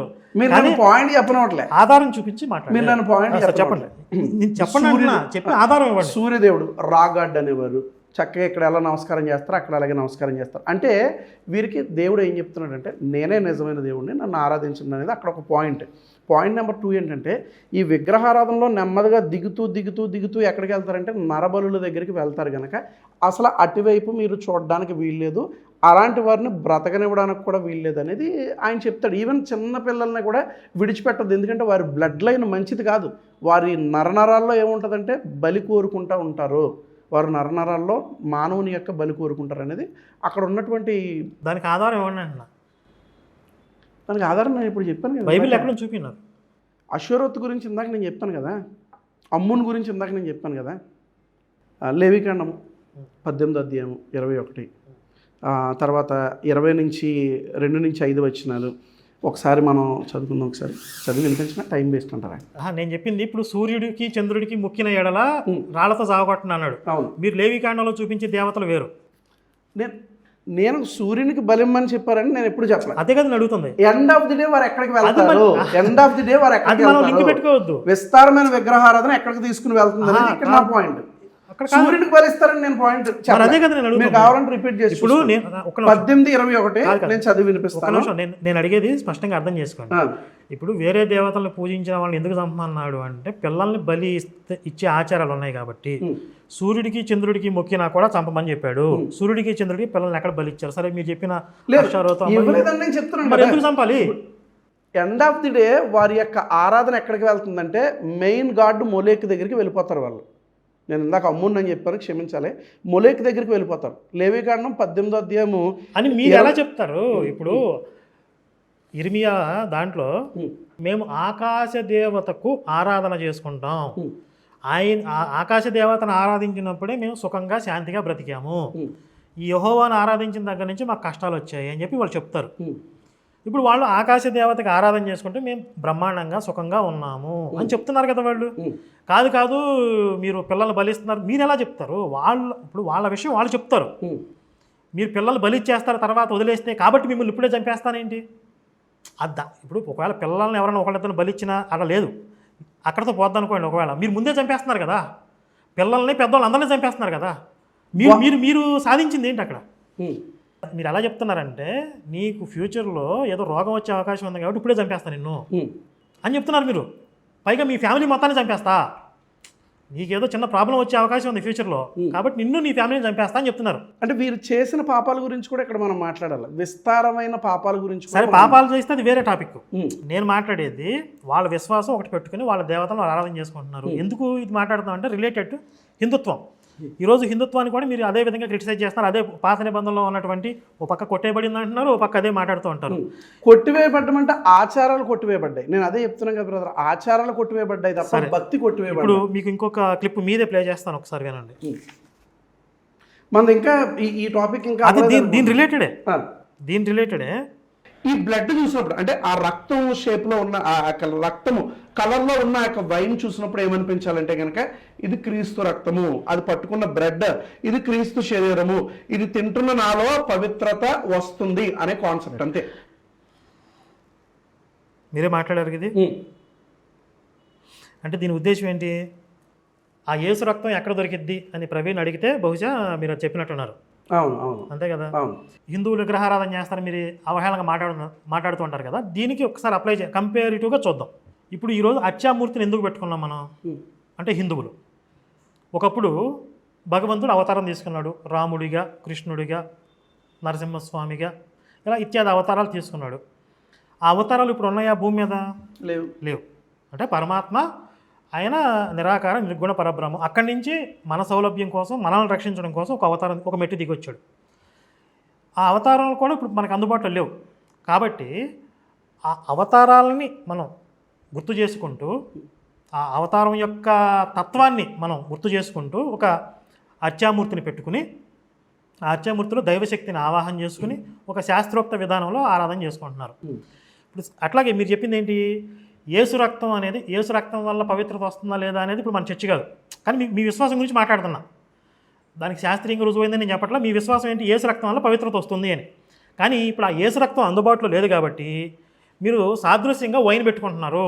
వైన్ పెట్టుకుని ఇదే యేసు రక్తం అనుకుంటున్నారు, బ్రెడ్ పెట్టుకుని ఇదే శరీరం అనుకుంటున్నారు. అంటే ఆయన రక్త మాంసాలు ఇప్పుడు అందుబాటులో లేవు కాబట్టి ఈ పని మీరు చేస్తే రైటు, హిందువులు చేస్తే మాత్రం మీకు అజ్ఞానం అయిపోయింది. అంటే ఇక్కడ ఆరాధనకి ఒక్క నిమిషం, విగ్రహారాధనకి ఈ యేసుక్రీస్తు శరీర రక్తానికి ఎటువంటి సంబంధం లేదు. ఎందుకంటే ఇప్పుడు కమింగ్ టు కాన్సెప్ట్, నేను ఒక్కటే ఏం చెప్తున్నానంటే విగ్రహారాధన వద్దనేది క్రిస్టియన్స్ వాదం. మేము విగ్రహారాధన చేసుకుంటాం, మీకు వచ్చిన ప్రాబ్లం ఏంటనేది హిందూస్ యొక్క వాదన. ఇదే కదా బ్రదర్ మనం మాట్లాడుతుంది. ఇప్పుడు యాక్చువల్గా మనకి వేదాలు చూసుకున్నట్లయితే యజుర్వేదము 32వ అధ్యాయం 3వ వచనంలో ఉంటుంది, నా తస్య ప్రతిమ అస్తి, నాకు ఎలాంటి ప్రతిమ, దాని మీనింగ్ ఏంటి? నాకు ఎలాంటి ప్రతిమ లేదు. దాని మీనింగ్ అది కాదు, చూపించండి మీరు. దాని మీనింగ్ అది యజుర్వేదము 32 ప్రతిమ ఆస్తి అంటే దాని మీనింగ్ ఏంటి అంటే భగవంతుడితో సమానమైనది లేదు. ప్రతిమ అంటే ప్రతినిధి, ప్రతిబింబము. చూడండి తాత్పర్యం చూడండి ఒకసారి. నేను చూపిస్తా ఉన్నాను, మీరు చూపించండి, మీ దగ్గర ఉంది కదా. సరే, మీరన్న పాయింట్ మాట్లాడదాం పోనీ. భగవంతునితో సరిపోల్చగలిగిన వాడు ఎవడో లేడు, అంతే కదా. లేడు. ఇప్పుడు మరి ఆ రీతిగా మాట్లాడుకున్నప్పుడు భగవంతుడు అన్నప్పుడు రాముడా, కృష్ణుడా, పరశురాముడా, నరసింహస్వామి, ఎవరు? ఈ 10 అవతారాల్లో ఒక్కరినే మనం ఆరాధించే. మీకు ఆల్రెడీ చెప్పాను, ఇది మీకు అర్థం కాల.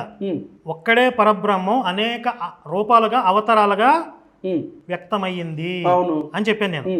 మళ్ళీ ఇందులో అదే ఇదే అని కాదు, ఏ అవతారమైనా ఆయన యొక్క విభూతే, ఆయన యొక్క శక్తి. అదే దేవుడు ఏమంటాడంటే మరి చందోగ్య ఉపనిషత్తు 6వ అధ్యాయము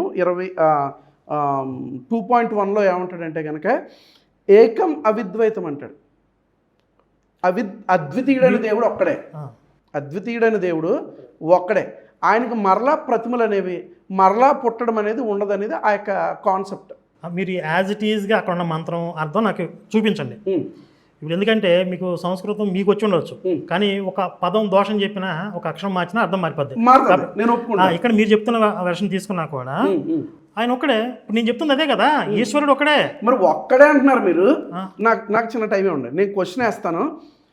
ఒక్కడే అని అంటున్నారు, రైట్, ఒక్కడే. ఆ ఒక్కడే ఎవరు?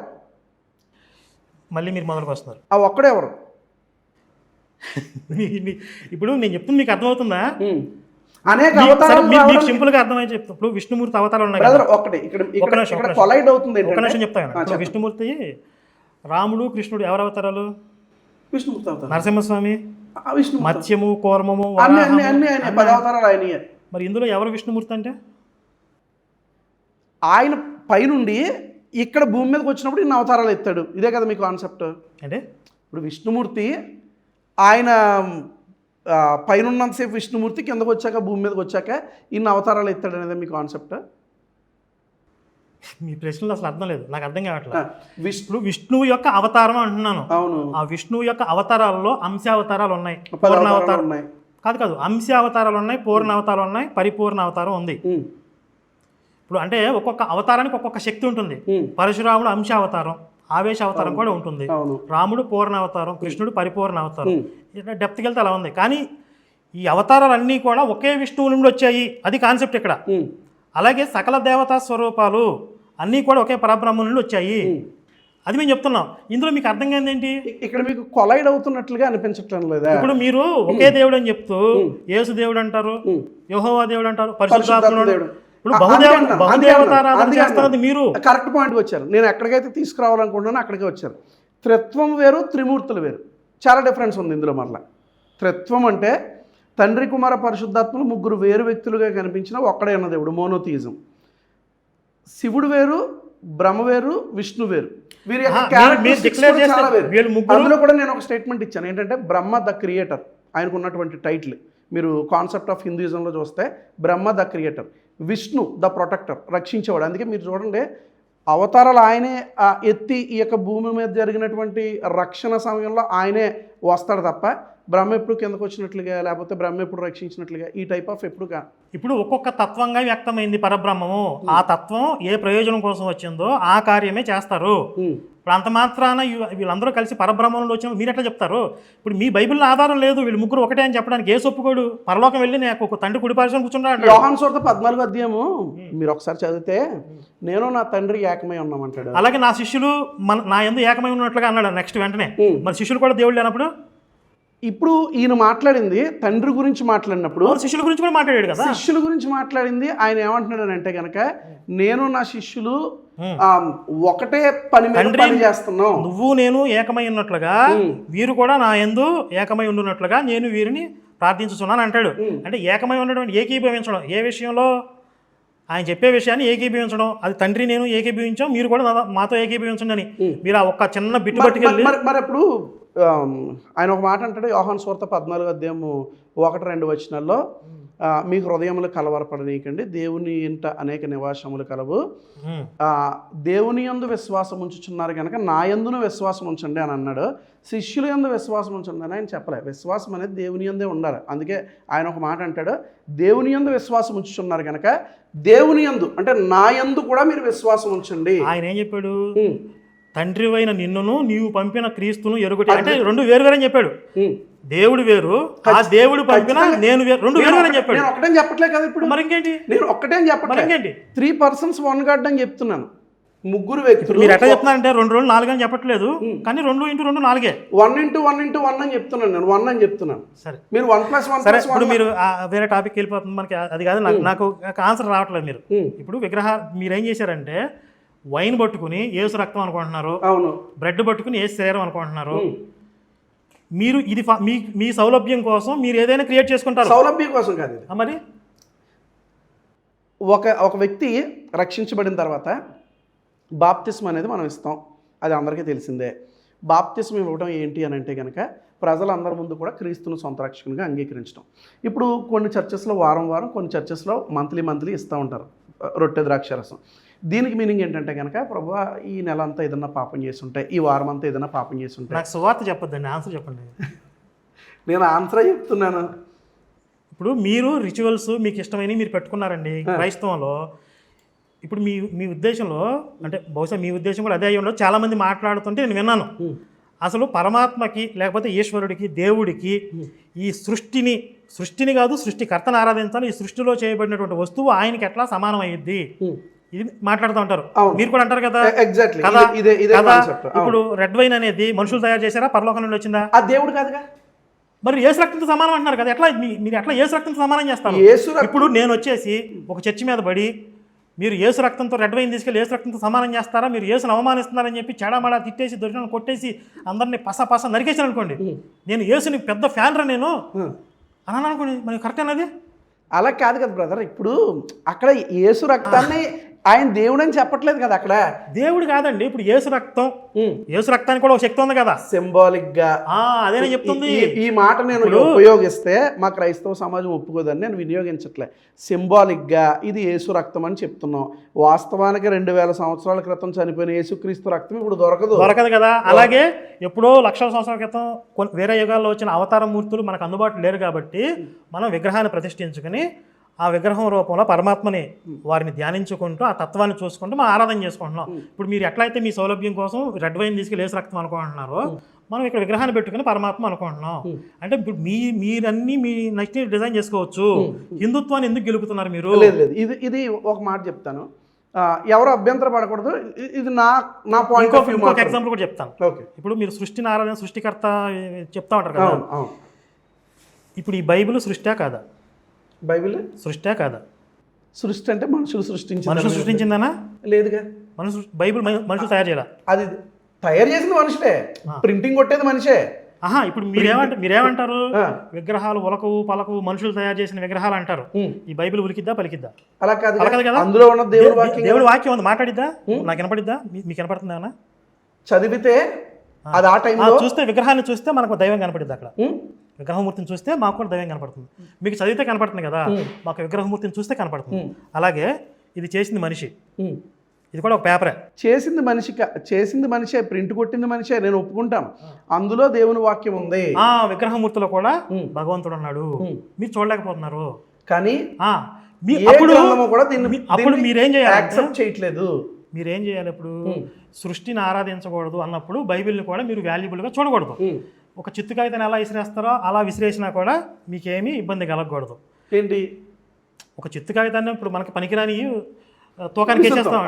అట్లాగే మీ బైబిల్ని కూడా అట్లా ఎవరైనా విసిరేసాడు అనుకోండి, ఏదో అవమానించాడు అనుకోండి, మీరు బాధపడకూడదు. అంటే మీరేం చేస్తున్నారు? చైనా వాడి ఫిలాసఫీ ఒకటి ఉంటుంది.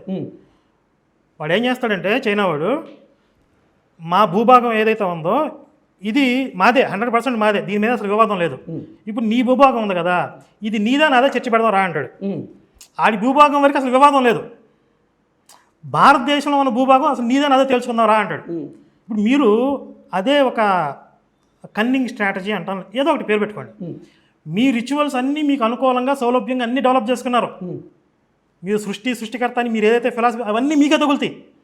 మీరు రెడ్ వైన్ పెట్టుకుంటారు, శరీరం అనుకుంటారు, బైబిల్ పవిత్ర గ్రంథం అనుకుంటారు, కొబ్బు నూనె రాసుకుంటారు, కొబ్బు నూనెలో దైవశక్తి ఉంది, రకరకాలు పెట్టుకున్నారు మీరు.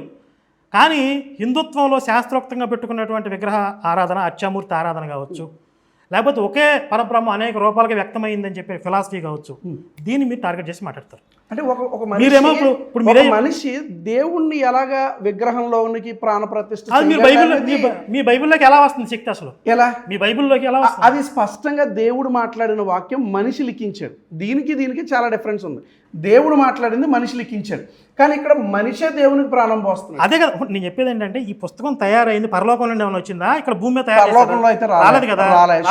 దేవుడు మోషేతో మాట్లాడిన ఆయన అక్కడ పెట్టాడు. దీనికి దేవుడు మోషేతో మాట్లాడింది రాయడానికి ఒక మనిషి ఒక విగ్రహానికి, ఇది ఒక విగ్రహం అనుకుందాం, ఫర్ ఎగ్జాంపుల్ శివుడో లేకపోతే సంథింగ్ ఏదో అనుకుందాం అండి. అది అనుకోకూడదు. సరే, ఎందుకంటే మామూలు రాయికి అర్చామూర్తిగా ఉన్నటువంటి దేవతా ప్రతిమకి తేడా ఉంటుంది. మామూలు రాయిగా ఉన్నప్పుడు దాన్ని చూసే విధానం వేరు, గర్భగుడిలో దేవతగా ప్రతిష్ఠితమైన తర్వాత అక్కడ వచ్చేటటువంటి శక్తి వేరు. అక్కడ మంత్రం, యంత్రం, తంత్రం ఇవన్నీ సమన్వయం చేసి మాకు ఒక శాస్త్రం ఉంది, ఆగమశాస్త్రం ఉంది. ఆగమశాస్త్రం ప్రకారం మేము చేస్తున్నాం.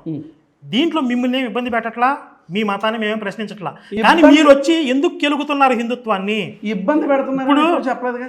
అసలు హిందూ అనేటువంటి ఒక వ్యక్తి వేరే వాళ్ళ విశ్వాసాన్ని ఇబ్బంది పెట్టాడు. షూర్, దీనికి నేను ఏకీభవిస్తాను. కానీ మేమనేది ఏంటి అని అంటే కనుక ఒక్కడై ఉన్న దేవుణ్ణి కాకుండా మనం ఎందుకు ఇతరులను అదే చెప్పి ఆ ఒక్కడైన దేవుడు ఇదిగో పరమాత్మ, ఈశ్వరుడు, ఇదిగో శ్రీకృష్ణ పరమాత్మ, మీ యేసుని వదిలేసేయండి. నేను చెప్పిందే చెప్తున్నాను, మీరు అడిగింది అడుగుతున్నారు. ఆ ఒక్కడే ఎవరండి? ఇదిగో శ్రీకృష్ణ పరమాత్మ నేను చెప్తున్నా కదా. ఆ ఒక్కడే ఆత్మ ఉన్న దేవుడు. అందుకే అంటాడు కదా, నేను ఆత్మనే ఉన్నాను కనుక ఆత్మ కాదు, మీరు ఆత్మ దగ్గర ఆగిపోయారు. నేను పరమాత్మ అంటున్నా. మీరు ఆత్మ అంటే జీవుడు, మీ వాడు జీవుడు, మీరు చెప్తున్నవాడు జీవుడు. పరమాత్మ చెప్తున్నా, భాషలో పరమాత్మ శ్రీకృష్ణ పరమాత్మ. అందరూ మీ క్రైస్తవులు అందరూ చక్కగా శ్రీకృష్ణ పరమాత్మను ఆరాధించండి. ఆ ఒక్కడు ఎందుకు మీరు అనవసరం? ఆయన ఒక్కడే కాదుగా. ఇప్పుడు అక్కడి వరకు వద్దాం. నన్ను ఒక్కసారి ఒక పాయింట్ చెప్పనండి. దేవుణ్ణి మనం ఆయన క్యారెక్టర్ మార్చకూడదు. మీరు ఇప్పుడు ఫర్ ఎగ్జాంపుల్ ఓం అనే శబ్దం ఉంది. ఓం అనేది సాంస్క్రిట్లో ఒక దేవుడికి ఆపాదించడానికి వీలే లేదు అసలు.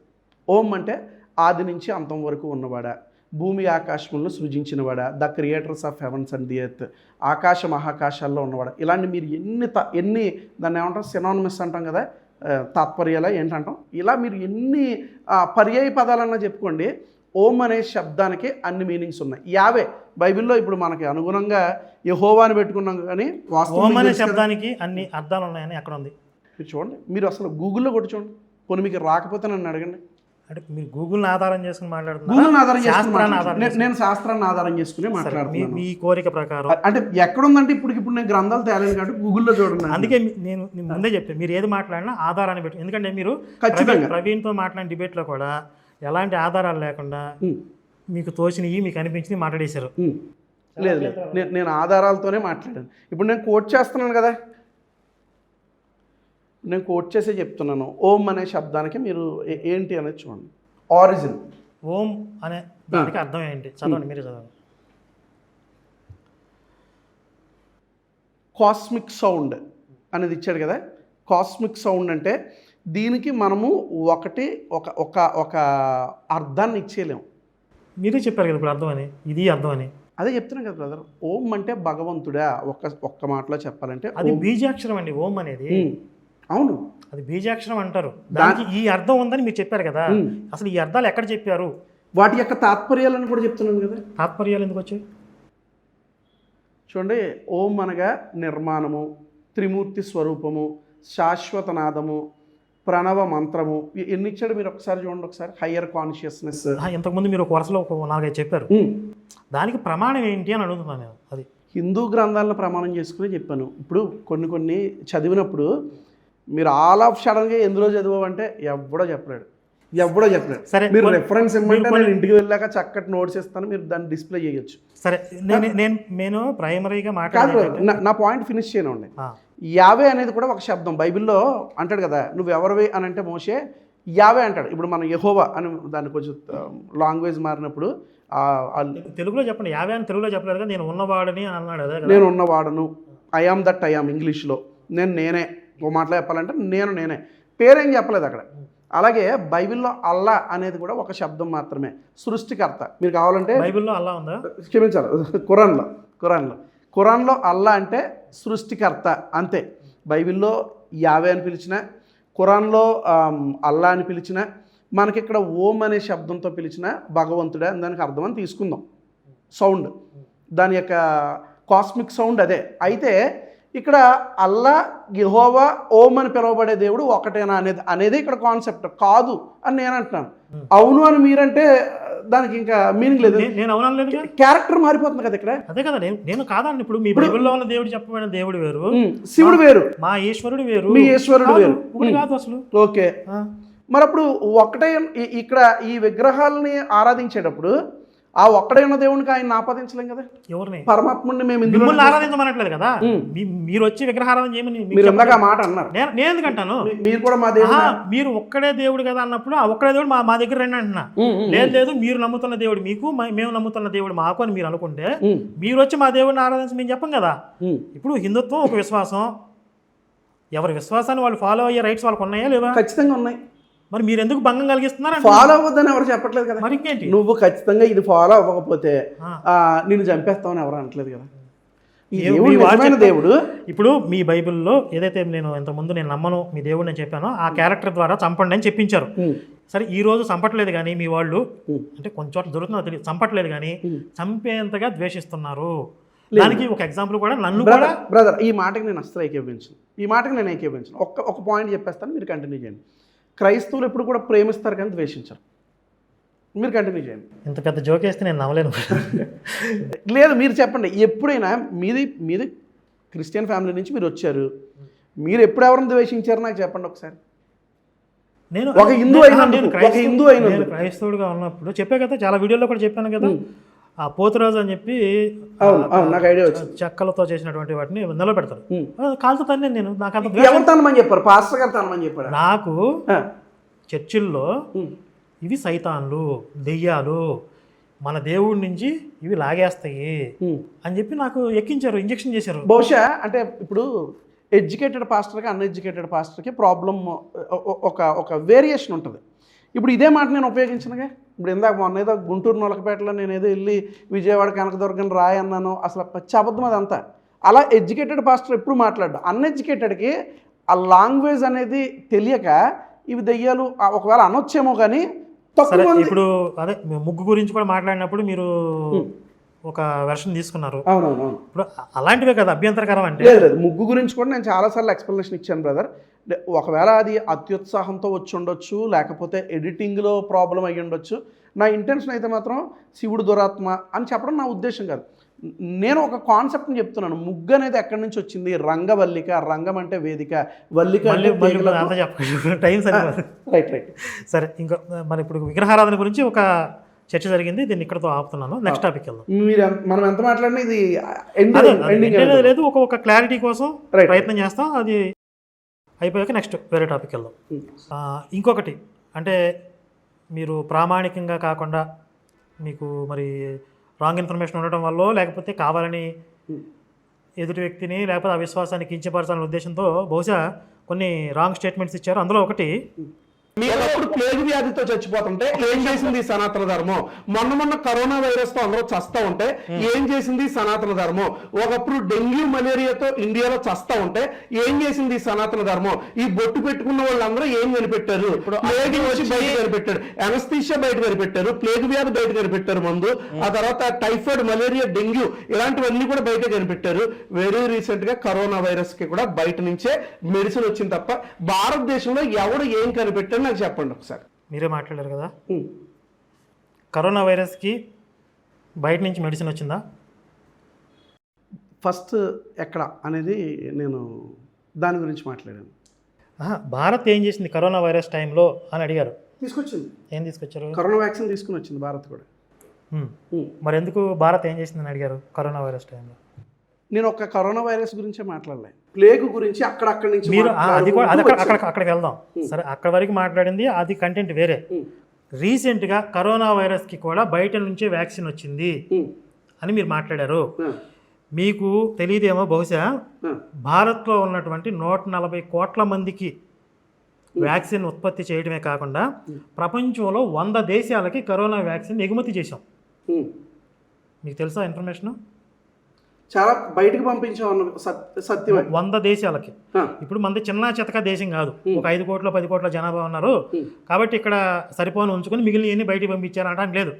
మనకంటే తక్కువ జనాభా ఉన్నటువంటి చిన్న చిన్న దేశాలకు మొదలుపెట్టి ఎవరికి పంపించాం అనేది పాయింట్ కాదు. నేనేమంటున్నానంటే కొంతమందిని తక్కువ చేసి మాట్లాడుతున్నప్పుడు నేనన్నాను కరోనా కోవిడ్-19కి స్పుట్నిక్ వి అని ఫస్ట్ రష్యా కనిపెట్టింది. ఫస్ట్ రష్యా తీసుకుని వచ్చింది స్పుట్నిక్. ఇప్పుడు రష్యా కనిపెట్టింది, ప్రపంచం అంతా రష్యా సప్లై చేసేదాకా ఎవరు ఆగలేదు కదా. ఇండియా సప్లై చేయలేదని నేను అనట్లేదు. అమెరికా వాడు వ్యాక్సిన్ వాడు కనిపెట్టుకున్నాడు, వాళ్ళ ప్రజలకు వాళ్ళు ఇచ్చుకున్నారు.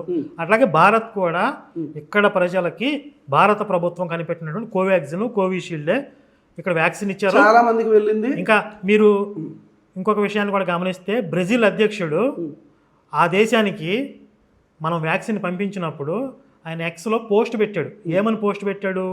హనుమంతుల వారి యొక్క చిత్రాన్ని ఉంచి, సంజీవిని పట్టుకొస్తున్నటువంటి చిత్రాన్ని ఉంచి, మోదీ గారు హనుమంతుల్లా సంజీవిని మోసుకొచ్చినట్లుగా మా ప్రజల కోసం ప్రాణాలు నిలబెట్టడానికి వ్యాక్సిన్ పంపిస్తున్నారు. ఇది ఆయన డైరెక్ట్ అకౌంట్ నుంచి పెట్టారా? ఆయన డైరెక్ట్ అఫీషియల్ అకౌంట్. తెలుసా మీకు ఇది?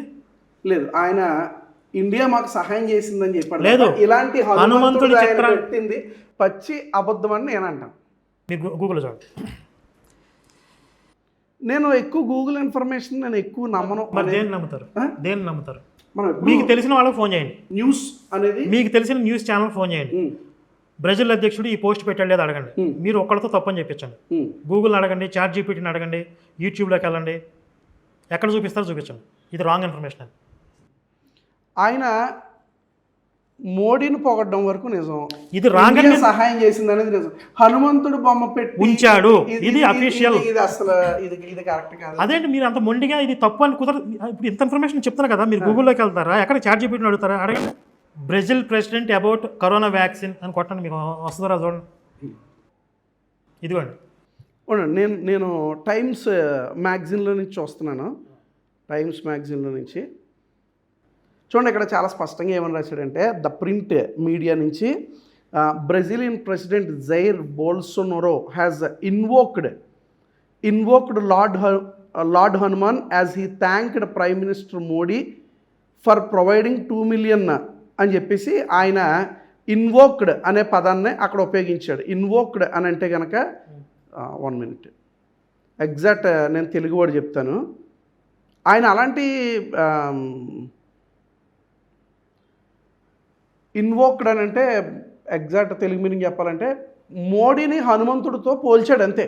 ఇమేజ్ పెట్టడం అనేది అది అది అది ఎక్కడ పోస్ట్ చూపించండి, నేను చూపిస్తున్న హనుమంతుడు వలె మోడీ మాకు సహాయం చేశాడు. హనుమంతులు వారి చిత్రాన్ని ఉంచాడని చెప్పే నేను. ఎందుకంటే ఆయన అఫీషియల్ ఎక్స్ అకౌంట్ నుంచి పోస్ట్ చేసింది అది. హనుమంతుడు సంజీవిని పర్వతాన్ని పట్టుకొస్తున్నాడు చిత్రం. అది పోస్ట్ చేసి మోదీ గారు ఈ విధంగా సంజీవిని లాగా మాకు వ్యాక్సిన్ పంపిస్తున్నారని చెప్పారు. ఓకే, ఇప్పుడు భారతదేశం తక్కువ అని చెప్పడం నా ఉద్దేశం కాదే. భారతదేశం ఇప్పుడు మీరు ఇది ఒప్పుకుంటున్నారా లేదా? భారతదేశంలో అసలు మీరు స్కిప్ అయిపోతున్నారు. చెప్పండి. బ్రెజిల్ అధ్యక్షుడు ఇది పోస్ట్ చేశాడని చెప్పి మీరు నమ్ముతున్నారా, ఇంకా వాదిస్తారా? నమ్ముతున్నాను అనుకోండి. మరి రాంగ్ ఇన్ఫర్మేషన్ చెప్పారు కదా, ఇప్పుడు దాకా ఒప్పుకోవాలన్నారు కదా. అలా కాదు, అసలు నేను ఆ మాట నేను అసలు చెప్పలేదు. ఇప్పుడు ఫర్ ఎగ్జాంపుల్ చెప్తే దాని ముందు స్టేట్మెంట్ ఏంటనేది కూడా మనం చూడాలి కదా. ఇప్పుడు సివి కాదండి, ఇప్పుడు ఒకవేళ నిజంగా నేను కాదనట్లేదు. నేను చెప్పేది ఏంటంటే ఒక విషయం, ఇక్కడ ఫస్ట్ మనం రిలీజియన్ పక్కన పెట్టి ముందు మనం భారతీయులం. ఒకవేళ నిజంగా భారత్లో కరోనా వ్యాక్సిన్ తయారవ్వలేదు అనుకోండి, అప్పుడు కూడా మనం భారత్ను తక్కువ చేసి మాట్లాడకూడదు. మన దేశాన్ని ఏం చేసింది ఈ సనాతన, ఏం చేసింది ఈ భారత్ అనే. భారత్ అనలేదు నేను, ఏం చేసింది ఈ సనాతన ధర్మం అన్నాను. నేను ధర్మం గురించే మాట్లాడుతున్నాను. సనాతన ధర్మం అంటే మీరు బయట నుంచి వ్యాక్సిన్ వచ్చింది కదా, ఇక్కడ ఉన్న వాళ్ళు ఏం చేశారు అంటే మీరు దేశాన్ని ఉద్దేశించి కదా మాట్లాడలేదు. దేశాన్ని ఉద్దేశించి కాదు, మరి నేను ఓన్లీ సనాతన ధర్మాన్ని ఉద్దేశించి మాట్లాడుతున్నాను. బ్రదర్, ఎప్పుడు రిలీజియన్ దేశాన్ని అసలు కలపొద్దు. మనందరం భారతీయులు ఒప్పుకుందాం. ఒకసారి ఆ స్టేట్మెంట్ మళ్ళీ ప్లే చేస్తాను ఒకసారి మీరు మాట్లాడింది. ఇప్పుడు నేను మీ ఆఫీస్కి రాగానే మీరు భారతీయుడిగా నన్ను ఆహ్వానించారు, చక్కటి రిసీవింగ్ చేసుకున్నారు. రిలీజియన్ పరంగా అయితే మీరు నన్ను అలా రిసీవ్ చేసుకోరు. భారతీయుడిగా అయితే మీరు చాలా హ్యాపీగా ఒక తమ్ముడిని ఒక అన్నతో చచ్చిపోతుంటే ఏం చేసింది సనాతన ధర్మం. మొన్న కరోనా వైరస్ తో అందరూ చస్తా ఉంటే ఏం చేసింది సనాతన ధర్మం. ఒకప్పుడు డెంగ్యూ మలేరియాతో ఇండియాలో చస్తా ఉంటే ఏం చేసింది ఇండియా. సనాతన ధర్మం పెట్టుకున్న వాళ్ళందరూ ఏం కనిపెట్టారు? ఇండియా అనే పదం వాడారు. కనిపెట్టాడు. అనస్థీషియా బయట కనిపెట్టారు, ప్లేగ్ వ్యాధి బయట కనిపెట్టారు మందు, ఆ తర్వాత టైఫాయిడ్, మలేరియా, డెంగ్యూ ఇలాంటివన్నీ కూడా బయట కనిపెట్టారు. వెరీ రీసెంట్ గా కరోనా వైరస్ కి కూడా బయట నుంచే మెడిసిన్ వచ్చింది తప్ప భారతదేశంలో ఎవడు ఏం కనిపెట్టారు నాకు చెప్పండి ఒకసారి. భారతదేశం అన్నారు, ఓకే, ఇండియా అన్నారు, అన్ని బయట నుంచి వస్తున్నాయి. ఈ భారతదేశం ఏం చేస్తుంది? బట్ నా మెయిన్ ఉద్దేశం ఏంటంటే సనాతన ధర్మం నుంచి ఎవరేం కనిపెట్టారు అనేది నా ఉద్దేశం. ఒకవేళ మాట్లాడేటప్పుడు నేను అదే చెప్తున్నాను కదా, ఎమోషనల్గా. ఇప్పుడు మన ఇద్దరం చాలా ఫ్రెండ్లీ చర్చ జరుగుతుంది. ఇదే కనుక మీరు నన్ను ప్రొవోక్ చేసి నేను మిమ్మల్ని ప్రొవోక్ చేస్తే పదాలు మారిపోతాయి, పదాలు ఖచ్చితంగా మారిపోతాయి. ఇప్పుడు వెరీ కూల్గా మాట్లాడుకుంటున్నాం కనుక నేను దాన్ని ఇప్పుడు క్లారిటీ ఇస్తున్నాను. సనాతన ధర్మం ఏం చేసిందని ఇప్పుడు మిమ్మల్ని నేను అదే అడుగుతున్నాను. చెప్పండి, ఇప్పుడు సనాతన ధర్మం కోవిడ్ వ్యాక్సిన్ కనిపెట్టిందా లేకపోతే ఇండియా కనిపెట్టిందా? క్రిస్టియానిటీ కూడా కనిపెట్టలే, క్రిస్టియానిటీ కూడా ఆపాదించట్లే. ఇప్పుడు ఉద్దేశం ఏంటి మరి అక్కడ? నా ఉద్దేశం ఏంటి అని అంటే సనాతన ధర్మం చాలా గొప్పది, అవి కనిపెట్టారు ఇవి కనిపెట్టారు అని చెప్తున్నా కదా. బైబిల్లో అవి కనిపెట్టారు ఇవి కనిపెట్టారు అని ఏదో సంథింగ్ రాశాడు ఆయన. దాని మీద చర్చ వచ్చినప్పుడు నేను అంటున్నాను, మరి నీ సనాతన ధర్మం ఏం చేసింది? బైబిల్కి ఆపాదించొద్దు, హిందూయిజంకి ఆపాదించొద్దు. అక్కడ మీరు ఖచ్చితంగా ఒక రాంగ్ ఇన్ఫర్మేషన్ ఇచ్చారండి. కరోనా వైరస్ కి బయట నుంచి మెడిసిన్ వచ్చిందనే రాంగ్ ఇన్ఫర్మేషన్. ఇప్పుడు మీరు బ్రెజిల్ అధ్యక్షులు పోస్ట్ పెట్టడానికి కూడా మీరు ఒప్పుకోలేదు. స్పుట్నిక్ వి అనేది ఫస్ట్ మనం బయట నుంచి తెచ్చాం, ఆ తర్వాత కోవిడ్-19 మనం కనిపెట్టాం. కోవాక్సిన్ సంథింగ్ మనం దాన్ని కనిపెట్టాం. ఇప్పుడు 140 కోట్ల మందికి వ్యాక్సిన్ ఇచ్చింది భారత్లో కనిపెట్టిన కోవిషీల్డ్, కోవాక్సిన్ అండి. ఇక్కడ అదే వ్యాక్సిన్ తో నేను కూడా బ్రతికాను బ్రదర్. ఓకేనా? కాబట్టి మన దేశాన్ని మనం తక్కువ చేసి మాట్లాడకూడదు. అలాగే మీకు ఇన్ఫర్మేషన్ కోసం చెప్తున్నాను, అసలు మొత్తం అన్ని ప్లేగ్ వ్యాధి ఇవన్నీ యాంటీబయాటిక్స్ అన్ని కనిపెట్టింది బయట వాళ్ళని చెప్తున్నారు కదా. యల్లాప్రగడ సుబ్బారావు గారు, ఆయన భీమవరంలో పుట్టి పెరిగి ఇక్కడ బ్రిటిషర్స్తో ఆయనకున్న విభేదాల వల్ల ఆయన మెడిసిన్ చదువుకున్నారు. అమెరికాలో యూనివర్సిటీలో అక్కడ బయోకెమిస్ట్రీ అది కంప్లీట్ చేసుకుని అక్కడే ల్యాబొరేటరీలో శాస్త్రవేత్తగా చేరారు. ఆయన ఒక టీం లీడర్ అయ్యారు అక్కడ. ఆయన మార్గదర్శకత్వంలో ఫోలిక్ ఆమ్లం దీని మీద పరిశోధన చేసి దాని మీద తర్వాత టెట్రాసైక్లిన్ ఇవన్నీ ఈ యాంటీబయాటిక్స్ అన్ని డెవలప్ చేయడానికి ఆయనే ప్రధాన కారణం. తర్వాత మెథోట్రెక్సెట్ అనేది ఒకటి క్యాన్సర్ ఔషధం, కొన్ని రకాల క్యాన్సర్ నయం చేయడానికి వాడే ఔషధం ఇది. తర్వాత శరీరంలో ఎనర్జీకి సంబంధించినటువంటి ఏటీపీ, ఇలాంటి జీవరసాయన సంబంధించినటువంటి పరిశోధనలు అన్నీ కూడా యల్లాప్రగడ సుబ్బారావు గారి యొక్క ఆధ్వర్యంలో ఎంతో పురోగతిని సాధించిన భారతీయుడు. తర్వాత మన దేశానికి సంబంధించిన శాస్త్రవేత్తలు సివి రామన్ గారు, ఆయన రామన్ ప్రభావం భౌతిక శాస్త్రంలో నోబెల్ బహుమతి పొందారు. ఆయన జగదీష్ చంద్రబోస్ గారు, శ్రీనివాస్ రామానుజన్ గారు, వీళ్ళందరూ ఎక్సలెంట్ అంటే ప్రతిభను కనబరిచిన వాళ్ళు భారతీయులు అందరూ. తర్వాత హోమీ జే బాబా అణుశక్తి కార్యక్రమం పితామహుడు ఆయన, విక్రమ్ సారాభాయ్, అబ్దుల్ కలాం గారు, సత్యేంద్రనాథ్ బోస్, ఐన్స్టీన్తో కలిసి ఈయన బోస్ ఐన్స్టీన్ దీనికి పునాది. తర్వాత హర్గోబింద్ సుబ్రహ్మణ్యం చంద్రశేఖర్, ఎం విశ్వేశ్వరయ్య, ఇలా ఎంతో మంది శాస్త్రవేత్తలు. ఇక్కడ పాయింట్ ఏంటంటే కంప్లీట్ చేసేస్తాం. ఇప్పుడు మీరు ఈ ప్లేగ్ వ్యాధి వచ్చినప్పుడు లేకపోతే ఇవన్నీ వచ్చినప్పుడు ఇవన్నీ యాంటీబయాటిక్స్ కనిపెట్టడానికి ప్రారంభ దశలో దానికి ఒక మంచి పురోగతిని తీసుకొచ్చిన వ్యక్తి భారతీయుడు యల్లాప్రగడ సుబ్బారావు గారు. కాబట్టి మనం ఈ ఇన్ఫర్మేషన్ కూడా దృష్టిలో పెట్టుకుని మన భారతదేశాన్ని భారతీయుని తక్కువ చేయకుండా మాట్లాడండి. ఒక్క నిమిషం. ఇప్పుడు ఈ చెప్పబడిన సివి రామన్ మరొకరు మీరు చాలా పేర్లు చెప్పుకుంటూ వెళ్ళారు. రామానుజం గురించి అందరి గురించి చెప్పారు కదా. ఇప్పుడు వీళ్ళందరినీ భారతీయులుగా చూద్దామా, సనాతన సంబంధించిన వారిగానే చూద్దామా? అట్లా ఇప్పుడు నేను అడుగుతా మిమ్మల్ని, ఇప్పుడు మీరు మా శాస్త్రవేత్త అన్ని మా వాళ్ళే అంటారు కదా, మా క్రిస్టియన్స్ నేను ఆ మాట ఎప్పుడు ఉపయోగించను. మా మీ లేదు ఇక్కడ. మా అనేటప్పుడు ఎప్పుడు కూడా భారతదేశంలో కనిపెట్టారు నావాడు. చాలా మంది కామెంట్లో కూడా పెడుతూ ఉంటారు, మాకు యూట్యూబ్ కనిపెట్టింది మా క్రైస్తవుడు అంటారు. ఇవన్నీ వాడకరా, నువ్వు యేసుని నమ్ముకోకపోతే పీడి సుందరరావు స్పీచ్ కూడా ఉంది ఒకటి, మీరు యేసుని విదేశీ దేవుడు ఒప్పుకోవద్దు అంటే విదేశస్తులు కనిపెట్టిన లేదా మా క్రైస్తవులు కనిపెట్టిన క్రైస్తవ దేవుడు పోతే మా క్రైస్తవులు కనిపెట్టిన జ్ఞానముతో అనస్థిషియా కనిపెట్టాడు అనేది ఆయనే ఒప్పుకుంటున్నాడు. ఎవరు? క్రైస్తవ జ్ఞానముతోనే. 1 minute, ఆయన పేరు సరే చెప్పేది ఏంటంటే అంటే ఇందులో కూడా రాంగ్ ఇన్ఫర్మేషన్ మళ్ళీ వాళ్ళు మాట్లాడే దాంట్లో కామెడీ ఏంటంటే లేదు ఇది విలియం టీజీ మోర్టన్ ఆయన ఏం చేశాడనంటే కనుక అనస్థీషియా కనిపెట్టిన తర్వాత ఆదాము ఆయన ఎలా పడుకున్నాడు అనేది ఆలోచన చేసినప్పుడు నాకు ఆ ఆలోచనతోనే సర్జరీ జరిగేటప్పుడు ఇది వరకు నేను ఇదంతా కూడా లెసన్ చదివాను. ఇదంతా కూడా ఒక డిగ్రీలో మాకు ఒక లెసనే ఉంది దీని గురించి. ఆపరేషన్ జరిగేటప్పుడు సర్జరీ జరిగేటప్పుడు ఒక మనిషిని నిర్దాక్షిణ్యంగా కోసి అడిగి రక్తం ఎక్కిస్తూ ఓ పక్కన ఆ పెయిన్ అడిగి తెలిసేదంట. ఆ పెయిన్ తట్టుకోలేక చచ్చిపోయాడటాడు. అలాంటి టైంలో ఈయన అనస్థీషియా కనిపెట్టడానికి ఈయనకు వచ్చిన థాట్ ఏంటంటే ఆదామును దేవుడు నిద్రలోకి పంపించాడు కనుక ఈ సర్జరీ టైంలో మానవుడిని నిద్రలోకి పంపించగలిగితే సర్జరీ ప్లెజెంట్గా జరుగుతుందనే ఐడియా వచ్చింది. ఒక క్రిస్టియన్కి వచ్చింది, అది బైబిల్లో నుంచి వచ్చింది. మీరు మాట్లాడిన ఒక స్టేట్మెంట్ ప్లే చేయనా? చేయండి. నేనైతే మీరు చెప్పిన పేర్లన్నీ భారతీయులుగానే చూస్తున్నాను.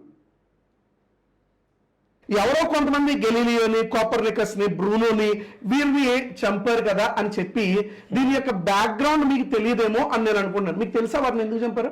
రోమన్ క్యాథలిక్ అనేది ఇప్పుడు మీరు ఒక చర్చ్గా మాత్రమే చూస్తున్నారు. ఒకప్పుడు రాజులను శాసించింది ఎవరంటే రోమన్ క్యాథలిక్స్. వారు ఏ రీతిగా శాసించారని అంటే గనక రాజులను ఇలా చేతిలో పెట్టుకుని వారు పరిపాలించేవారు. అలా పరిపాలిస్తున్న కాలంలో ఎవరైనా బైబిల్కి వ్యతిరేకంగా మాట్లాడితే అప్పుడు బైబిల్ అందరి చేతిలో ఉండేది కాదు, కేవలం పోప్స్ చేతిలో మాత్రమే ఉండేది. If they say this is white, అది white. If they say this is black, అది బ్లాక్. అంతే. పొరపాటుని ఎవడైనా వ్యతిరేకంగా మాట్లాడితే మాకేదో ఇబ్బంది జరుగుతుందనే ఉద్దేశంతో, మా యొక్క మనుగడకి ఇబ్బంది అవుతుందనే ఉద్దేశంతో వారిని చంపడానికి చూసేవారు. అందులోనే గెలీలీ, కోపర్నికస్, బ్రూనో ఇలాంటి వారందరూ కూడా చంపబడ్డారు. దీనికి ముందు మీరేం మాట్లాడారంటే, చూడండి, బైబిల్ అనేది సైన్స్ ని నిరూపిస్తుంది తప్ప బైబిల్ ఎప్పుడు కూడా సైన్స్ ని వ్యతిరేకించట్లే. మనుషులు కొంతమంది తెలియక చేసిన తప్పుని బైబిల్ మీద ఆపాదించకూడదు. ఇప్పుడు బైబిల్ సైన్స్ని వ్యతిరేకించదు, నిరూపిస్తుందని చెప్పారు. నెక్స్ట్ మళ్ళీ మీరే ఏం మాట్లాడారంటే, ఆ బైబిల్ రాజ్యాధికారం చేతిలో ఉన్నటువంటి పోపు, క్యాథలిక్స్ మతాధికారులు బైబిల్కి విరుద్ధంగా చెప్తున్నటువంటి శాస్త్రవేత్తలను చంపారు అని చెప్పారు. ఇది కాంట్రడిక్షన్ అనిపించలేదు మీకు? కాంట్రడిక్షన్ అనిపించలేదు. ఎందుకు అని అంటే బైబిల్ ఎప్పుడు కూడా సైన్స్ని నిరూపితం చేస్తుంది. దీనికి ఎప్పుడు నేను ఒక ఎగ్జాంపుల్ చెప్తూ ఉంటాను. ఫర్ ఎగ్జాంపుల్, ఆదామును దేవుడు మట్టిలో నుంచి తీశాడు అనేది మనం ఒక ఎగ్జాంపుల్గా తీసుకుంటే, ఈ భూమి మీద వాటర్ పర్సెంట్ 70 ఉంది, మ్యాటర్ అంటే ల్యాండ్ వచ్చి 30% ఉంది. అలాగే మానవుని యొక్క శరీర నిర్మాణం చూస్తే వాటర్, మ్యాటర్ అని అంటాం. వాటర్ అంటే ఈ బ్లడ్, వాటర్ ఇవన్నీ కలిపి 70% ఉంది. ఈ ఫ్లెష్ ఇదంతా కూడా ఆర్గన్స్ ఇవన్నీ కూడా 30% ఉన్నాయి. సో బైబిల్ అండ్ సైన్స్ ఎప్పుడు కూడా ఎర్త్ షేప్ కావచ్చు, లేకపోతే ఈ హీలియోసెంట్రిక్ థియరీ కావచ్చు, ఇవన్నీ కూడా బైబిల్లో నిరూపితం అవుతున్నాయి. అయితే ఈ రోమన్ క్యాథలిక్ విషయానికి మనం వచ్చేద్దాం. ఇప్పుడు బైబిల్ ఎప్పుడు సైన్స్ని తిరస్కరించదో, బైబిల్ సైన్స్ని ప్రూవ్ చేస్తుంది. రైట్? దీనికి మీరు ఒప్పుకోకపోయినా నా పాయింట్ ఆఫ్ వ్యూలో చెప్తున్నాను. సైన్స్ ప్రూవ్ చేస్తున్నప్పుడు పోపు శాస్త్రవేత్తలను అదే చంపాల్సిన అదే ఇప్పుడు హెడ్ అనేవాడు తలతిక్క మనిషి ఉన్నప్పుడు, హెడ్ అనేవాడు ఒక అడాల్ఫ్ హిట్లర్ లాంటి వాడు, ఇలాంటి అడాల్ఫ్ హిట్లర్ లాంటి వాడు, గెంజిస్ ఖాన్ లాంటి వాడు ఉన్నప్పుడు వాడు ఇష్టం వచ్చినట్టుగా వాడు బైబిల్ని అర్థం చేసుకుంటాడు, వాడు చంపుకుంటూ పోతాడు. ఇప్పుడు కరుణాకర్ గారు ఏదో తప్పు చేసినంత మాత్రాన హిందూయిజంకి ఆపాదించాల్సిన పని లేదు. నేను ఇందాక ఒక మాట చెప్పాను, హిందూయిజంలో మతోన్మాదులు అనేవాళ్ళు ఉండరు, ఎవరో కొంతమంది తయారవుతున్నారు తప్ప హిందూయిజంలో అటువంటి వారు ఉండరు. కొన్ని చోట్ల కనబడతారు. క్రిస్టియానిటీలో ఎక్కువ ప్రేమ కనబడుతుంది. హిందూయిజంలో ఎక్కువగా సెక్యులరిజం అనేటువంటి ఈ భావజాలము, అందరూ మనకు ఒకటే అనే భావజాలం హిందూయిజంలో కనబడుతుంది. కొన్ని మతాల్లో ఆయన్ని నిర్మూలన చేద్దామనే థాట్స్, ఆలోచనలు ఉన్నాయి. అలా అని ఇప్పుడు ఫర్ ఎగ్జాంపుల్ వెరీ ఓపెన్గా నేను మాట్లాడుతున్నాను. దీనివల్ల ఎవరన్నా అభ్యంతర పడితే ఐఎమ్ సో సారీ, ముందుగానే చెప్పేస్తున్నాను. ముస్లిమ్స్ ఉన్నారు, ఎవడో కసబ్గాడు చేశాడని ముస్లిమ్స్ అందరూ తప్పంటే ఎలా? మన ఏపీజే అబ్దుల్ కలాం గారు ఒక ముస్లిం. ఆయన ఎయిరో దాని విషయంలో ఆయన ఎన్నో వర్క్స్ ఆయన చేశాడు. ఇప్పుడు ఏపీజే అబ్దుల్ కలాం గారిని బట్టి ముస్లిమ్స్ అందరూ మంచోళ్ళు అని చెప్దామా? ఎవడో కసబ్గాడు చేసిన పని బట్టి ముస్లిమ్స్ అందరూ చెడ్డోళ్ళు అని చెప్దామా?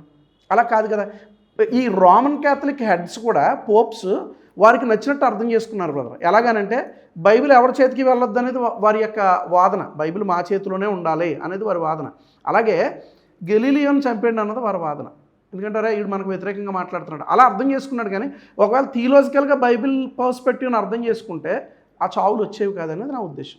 ఓకే, ఈ వెర్షన్కి నేను ఒక చిన్న ఎక్స్ప్లెనేషన్, కౌంటర్ అని కూడా కాదు, ఎక్స్ప్లెనేషన్ చెప్తాను అన్నాడు. ఇప్పుడు కొంతమంది వ్యక్తులు చెడు చేశారు కాబట్టి మొత్తం క్రైస్తవానికి ఆపాదించలేం అని అంటున్నారు కదా.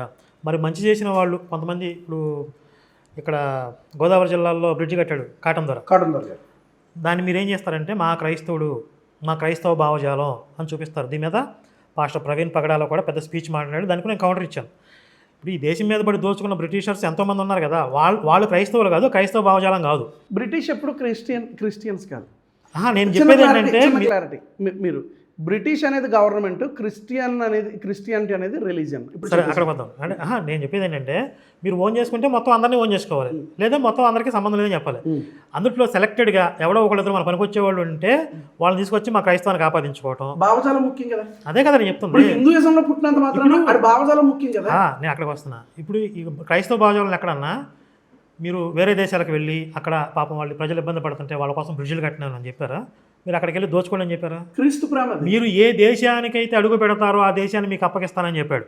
అవును, ఆ దోపిడీయే కదా. మీకు దోపిడీ బైబిల్ మీకు దోపిడీ నేర్పుతుంది. అప్పగించడం అంటే బైబిల్ మీకు దోపిడీ ప్రేమ నేర్పదు. బైబిల్ ఇప్పుడు ప్రేమ లేదు. అమెరికాలో అడుగుపెట్టి స్థానిక నేటివ్ అమెరికన్స్ అంటున్నారు. ఇప్పుడు ఎంతమంది రెడ్ ఇండియన్స్ అనేవాళ్ళు, రెడ్ ఇండియన్స్ అనట్లా. ఇప్పుడు అది ఎందుకంటే వర్ణాన్ని బట్టి వాళ్ళని పిలిచారు కాబట్టి అది అవమానకరం అని చెప్పి తీసేశారు. నేటివ్ అమెరికన్స్ అంటున్నారు. ఆ నేటివ్ అమెరికన్స్ అందరినీ చంపింది ఎవరు? మీ క్రైస్తవులు కదా? క్రైస్తవులు కాదు, మరెవరు? అది ఒక భావజాలం కలిగిన వ్యక్తులు చేసినటువంటి పని. నేను అదే చెప్తున్నాను బ్రదర్. ఇప్పుడు చాలాసార్లు ఈ పొరపాటుకి కూడా నేను ఒక క్లారిఫికేషన్ ఇచ్చి ముందుకెళ్తాను. బ్రిటిష్ అనేది గవర్నమెంట్, మిషనరీస్ వేరు. మిషనరీస్ని క్రిస్టియన్స్ ఇప్పుడు ఒక మిషనరీ రేప్ చేశాడు అనుకోండి, దాన్ని క్రిస్టియానిటీకి ఆపాదించండి. ఒక మిషనరీ దొంగతనం చేశాడు అనుకోండి, దాన్ని క్రిస్టియానిటీకి ఆపాదించండి. బ్రిటిషర్స్ దొంగలే, నో డౌట్ అందులో. వస్తాను, అక్కడికి వస్తున్నా. ఇక్కడ పూర్వం చరిత్రలో ఎలా ఉండేదంటే మిషనరీస్ రాజులు ఇద్దరు కలిసి ఉండేవాళ్ళు, వీళ్ళిద్దరూ కలిసి దోచుకునేవాళ్ళు. డాక్ట్రిన్ ఆఫ్ క్రిస్టియన్ డిస్కవరీ, దీని గురించి మీరు విన్నారా? ఏంటి దాని మీనింగ్ ఏంటి అసలు? ఆ థియరీ ఎందుకు పెట్టారు?